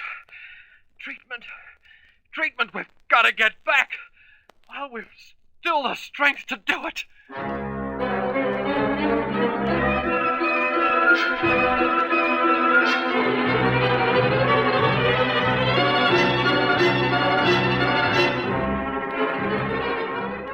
Staggering weakly, holding each other from falling, the two spacesuited figures start the long journey back toward the streak. Have they the strength to reach it? And what of Paul and Ivan running from the Amazons of Astros? There are further thrills ahead, so don't miss the next chapter of this Rocky Starr adventure, Lost in Space.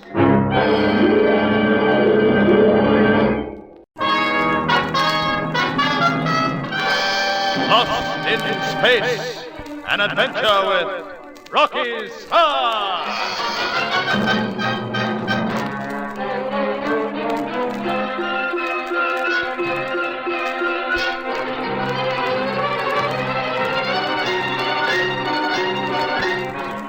Rocky has discovered that the humming domes on a Hoppertai are atomic furnaces that were designed to raise the temperature from its original intense cold. But after thousands of years, these fires are failing. This is why the tripeds are so anxious for knowledge and help. Rocky undertakes to try to rekindle them in return for the complex course calculations he needs. But when with Mitch he enters a silent dome, it's not long before they feel the effects of radiation.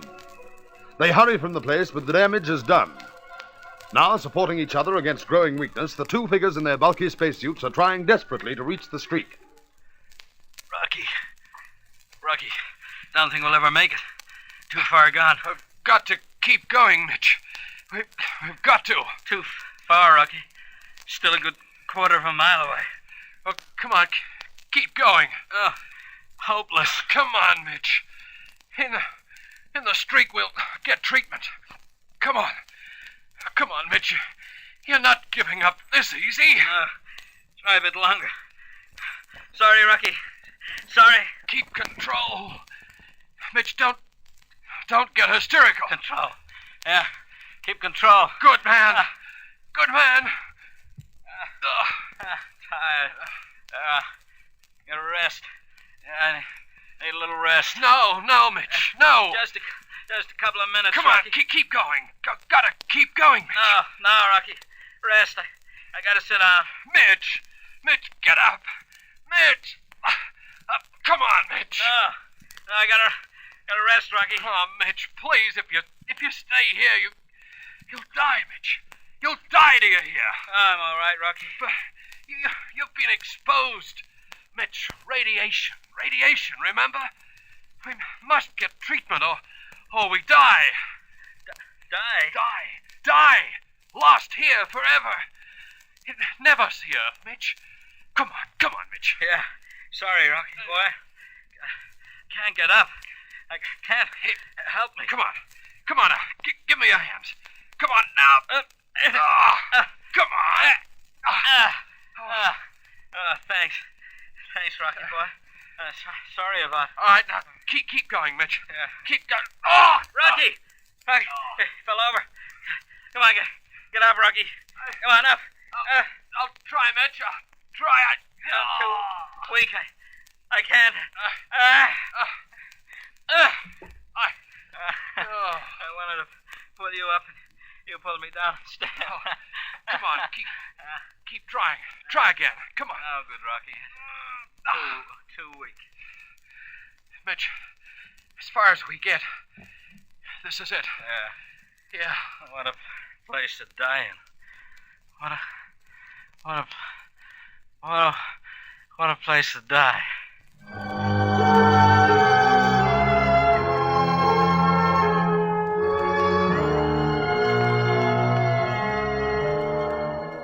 The two men lie sprawled and unmoving on the alien blue soil of this world so far from their own. Still as death they lie there under the red emptiness of the sky. While minutes pass and Di awaits their return, a tense drama is taking place on distant Astros.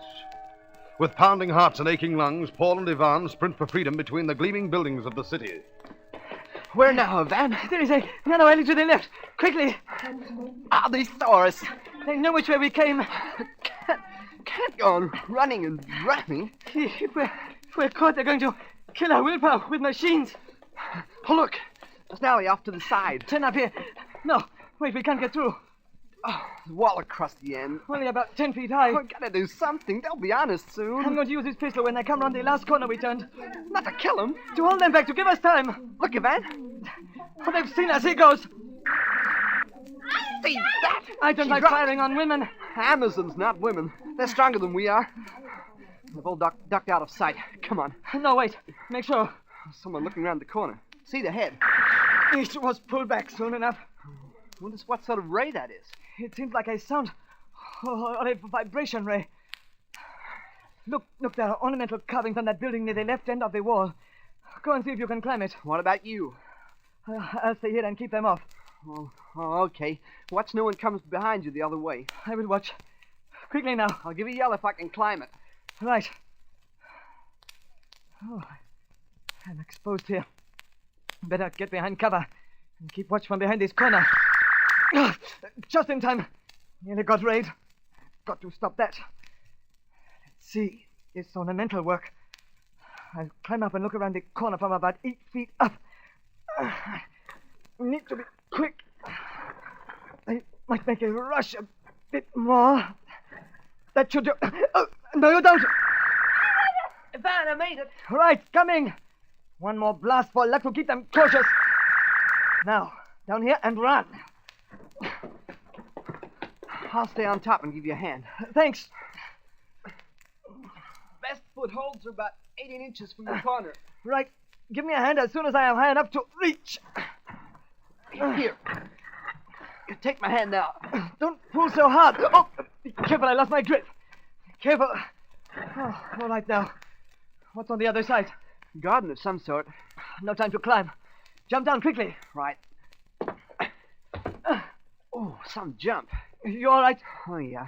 What now? Hide. Those bushes, the ones like little sponges. It's a thick clump. Come on. Be careful to leave no footprints. Yeah. Hope we can get in the middle of that thing. I have an idea. There is a space behind. You follow and wipe out our footsteps in the soil. Why the knife? You will see. With the footsteps, probably. Oh, don't worry. No one will ever know. What are you doing? Making a little nest for ourselves in the middle of this clump. Luckily, it is very soft. Oh, listen, they've come to the wall. Quickly, there is room enough. Squeeze in here. I'd better bring some of these cut pieces, too. Yes, hide them. I will pull the fronds together behind us. So, now we must make no move. If the bushes move, they will discover us. I can see through a gap there. I can see the wall. I see a little of it, too. Look, here they come, floating up over the top of it. Using their anti-gravity belts. Easier than climbing. Well, we must have decided we came this way. Quiet a moment. What are they doing? Can you see? Searching the garden. They're going across to the far side. Then at least we're safe for the moment. Say, if they don't find us, they'll probably think we've gone right through here and out the gate, wherever it is.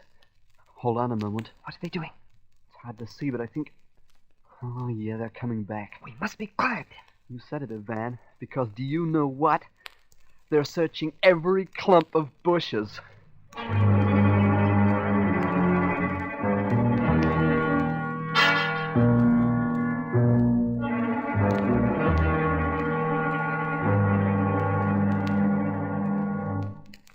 Paul and Ivan crouch down in their hiding place, hardly daring to breathe.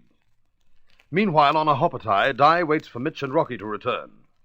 As she gazes thoughtfully through the street's heavy glass windows, she has no idea that the two of them lie limp and still on the bluish plain. Those two should be back soon. Oh, well, I suppose they know what they're doing. Perhaps if I look through the glasses, I might see them. I can't make out... it's probably just a rock. Well, I'd better check through the spectroscope readings I took. Now, let's see. It's negative. Negative. Slight positive.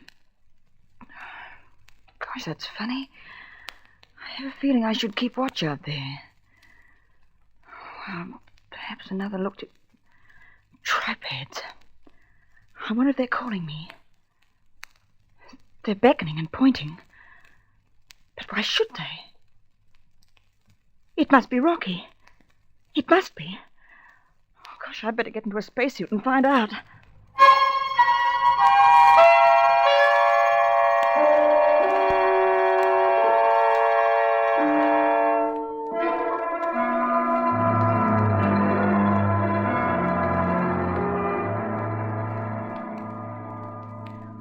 What is it you're trying to tell me? Oh, I must concentrate. What is it, please? Tell me, with your thoughts.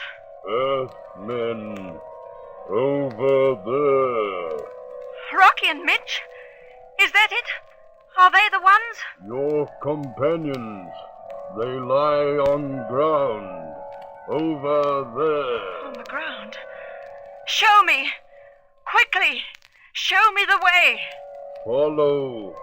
Follow the way we lead.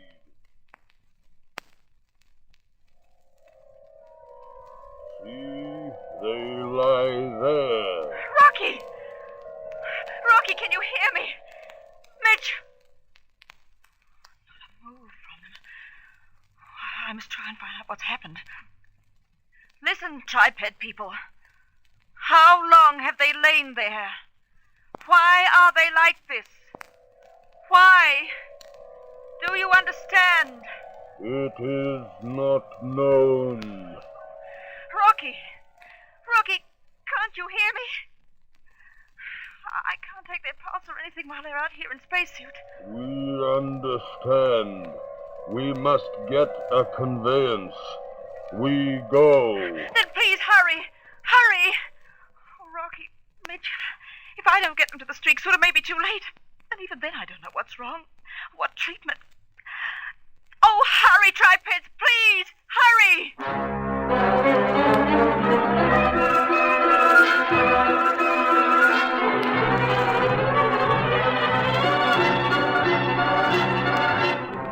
Di waits by her unconscious friends in an agony of fear. Will she be able to give them the treatment they need, and in time? And what of Paul and Ivan hiding in the garden on Astros? There is exciting action to come, so don't miss the next thrilling chapter of this Rocky Starr adventure, Lost in Space.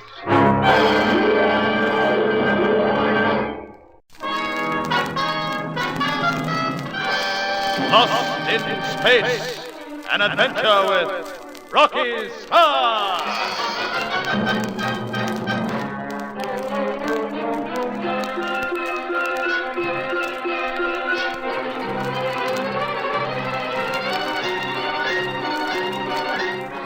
Overcome by atomic radiation, Rocky and Mitch tried to struggle back to the streak, but collapsed helplessly before they could do so.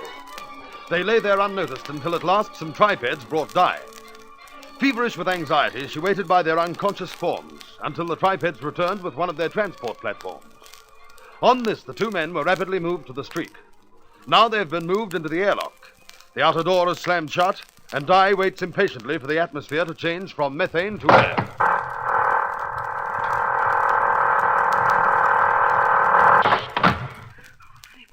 Long.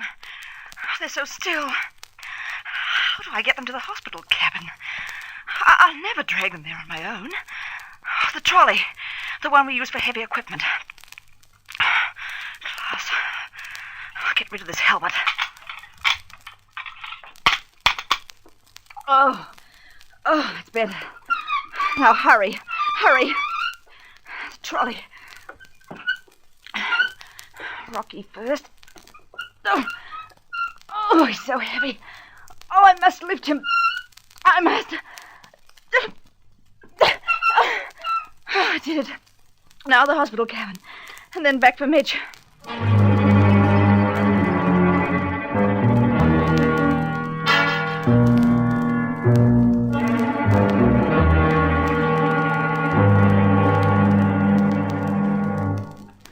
just can't understand it. What's wrong with them? I must get their spacesuits off first. Oh.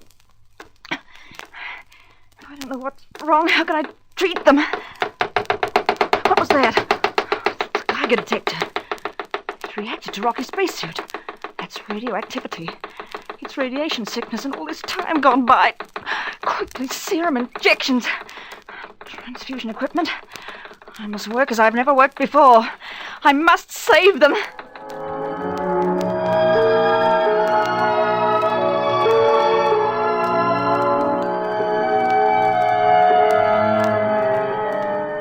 Moving with urgent haste, Di gathers the equipment with which to fight for her friends' lives. Then all is ready. There is a feverish calm as she bends to the task in silent concentration. At this moment, far away on Astros, Ivan and Paul are wrapped in silence too. Hidden in the clump of bushes, they hear the searchers come nearer. Ivan bends his head so his mouth is within an inch of Paul's ear. We had better keep absolutely quiet. I think we have a chance, Paul. We better. If they catch us, we're sunk. They're getting closer. Yeah. 'Tis meet you come forth, Earth males.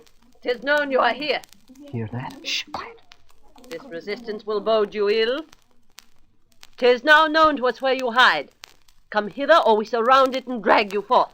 Think she knows Ivan? Bluff, perhaps. By my troth, you shall be dragged hence.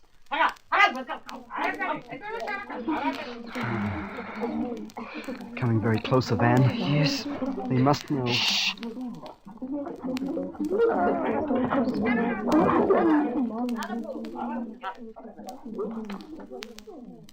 They missed us. Quiet. Faith, you will show sorrow for this, scullions. You were right, Van. That was bluff. It hardly seems so. They were so close. I expected the bushes to be pulled apart any minute. Are they still moving away? I'll see if I... Shh, keep your voice down. But if they've gone, what's the harm? They may have left someone behind, watching and listening. Great, Ike. I never thought of that. Be quiet a bit and listen. Seems okay. Just as well for us. Now, cautiously, Paul. See what you can see. Right. Well, they seem to be right at the far end. Yeah, they are. We have fooled them, then. Well, what'll we do? Let them get out of here and then scram? I think it will be too dangerous yet. They may watch this place. We could try and find out. I don't think we should move from here till dark. Dark? Someone else may see us. I suppose if we got reported, the chase would be on again. Yeah, I dare say after dark it'd be safer. Oh, I wonder how long off sunset is. Still some hours, I should think. We're going to have a nice cramp after hours of crouching in here. We are free. It is worth it. Oh, after dark, we'd better try and locate Ilmer. Yes. But what we are to do about that, I don't know. Yeah, it's going to be difficult and dangerous. Still, we must do it. Yeah. Oh, we've just got to find her and get away from this place somehow. Oh, I wish I was back on Earth again.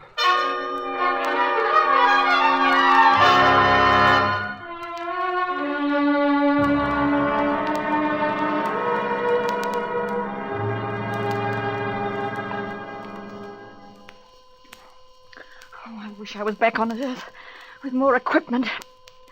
Rocky. Mitch. Oh, not a sign. Oh, if only that ray was stronger. Mitch could make it stronger. If he wasn't stretched out underneath it. What do I do if I can't save them? Millions of miles from Earth, all alone. Oh, never mind me, it's them, it's my friends. All our adventures. I could only do more for them. Di, you're crying. Rocky! Why are you crying? Rocky, you've opened your eyes. You're all right. Oh, Rocky. Oh, Rocky. Rocky. Hey, what's all this lovey-dovey business? Hugging Rocky boy like that. You think you're a grizzly bear or something? Oh, Mitch. Hey, quit it, will you? You want to smother a guy? Oh, if you knew how I've been feeling, you wouldn't mind being hugged. Oh, Rocky. I thought you were both going to die. Die? Hey, Mitch. Hey, we're in the streak. Hey, what gives? Last thing I remember was collapsing all of a heap. I thought we were finished. So did I. Oh, it's so wonderful to hear you both talking again. You're sure you're all right? Yeah, fine. I think. What about you, Rocky? A bit weak. Otherwise, I'm all right. Oh, you saved our lives, Di. Oh, Rocky, if the tripeds hadn't helped, I would never have got you here. Just being here without your help wouldn't have done us any much good, chicken. Thanks. Oh, please, Mitch, forget it. Forget it, she says. Yeah, we'll never forget it, Di. Never. Then you can buy me a nice diamond bracelet when Huh? we reach Earth again, as a reward. Don't get too enthusiastic. We reach Earth if we ever reach it. Yes. I'm beginning to wonder if we'll ever get away from this place myself. But tell me, what happened?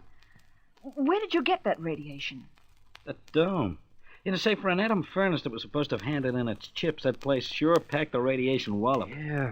You know, Mitch, I was just puzzling about that. Where could it have come from? I don't know.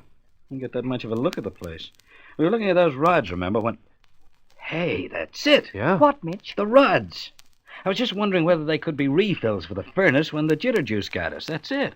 Radioactive? Hmm. If they were refills, perhaps they would be. Of course they would. Radioactive material for the hot box. What do you think, Rocky? I think you've hit it, Mitch.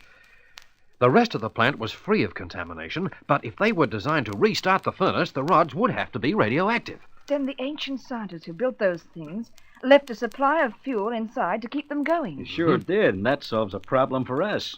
I was beating my brains out trying to think what sort of stuff we could use, getting nowhere fast. And if we can devise some sort of shield against exposure, we can get the domes working again and then get out of here. Yeah, shields. Now, that's going to be the problem. Giggling grasshoppers, how are we ever going to find anything to shield us from radiation that strong? Well, without some protection, we can't recharge the furnaces, Mitch. And until you manage that, the tripeds won't give us the course away from here. Yeah, so what do we do now? Giggling grasshoppers, Rocky, what do we do now?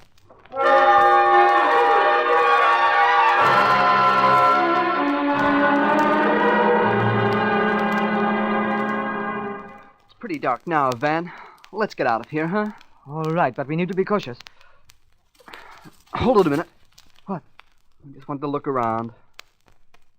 Oh, no sign of anyone. Oh, nice stiff. Oh, it's certainly a relief to get out of there. Yes, but it was a good hiding place. Which way did the Amazons go? They seem to go somewhere over there. Come on, then. But keep in the shadows. We won't need to soon. It's getting dark fast. Over here? No, keep to this mossy sort of lawn. Seems to lead to the street over there. Shall we sneak along, keeping close to these bushes, and have a look-see? All right, but keep together. Sure gets dark fast here. It's nearly black now.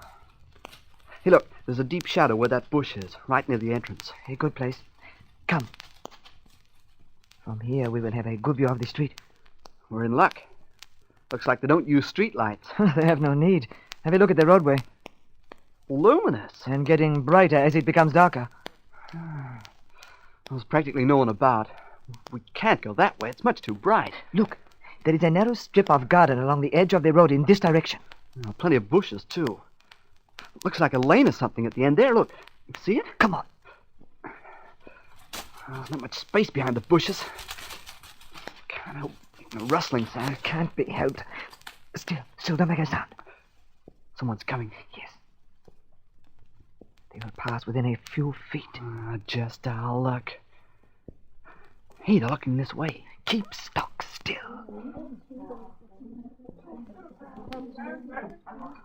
They have seen us. They'll give the alarm. Van, we've got to do something quick. Oh, we'll be caught.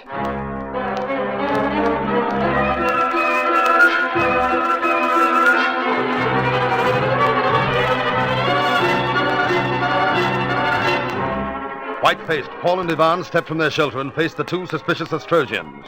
The strange cat-like eyes widened with surprise and anger. They opened their mouths to call a warning.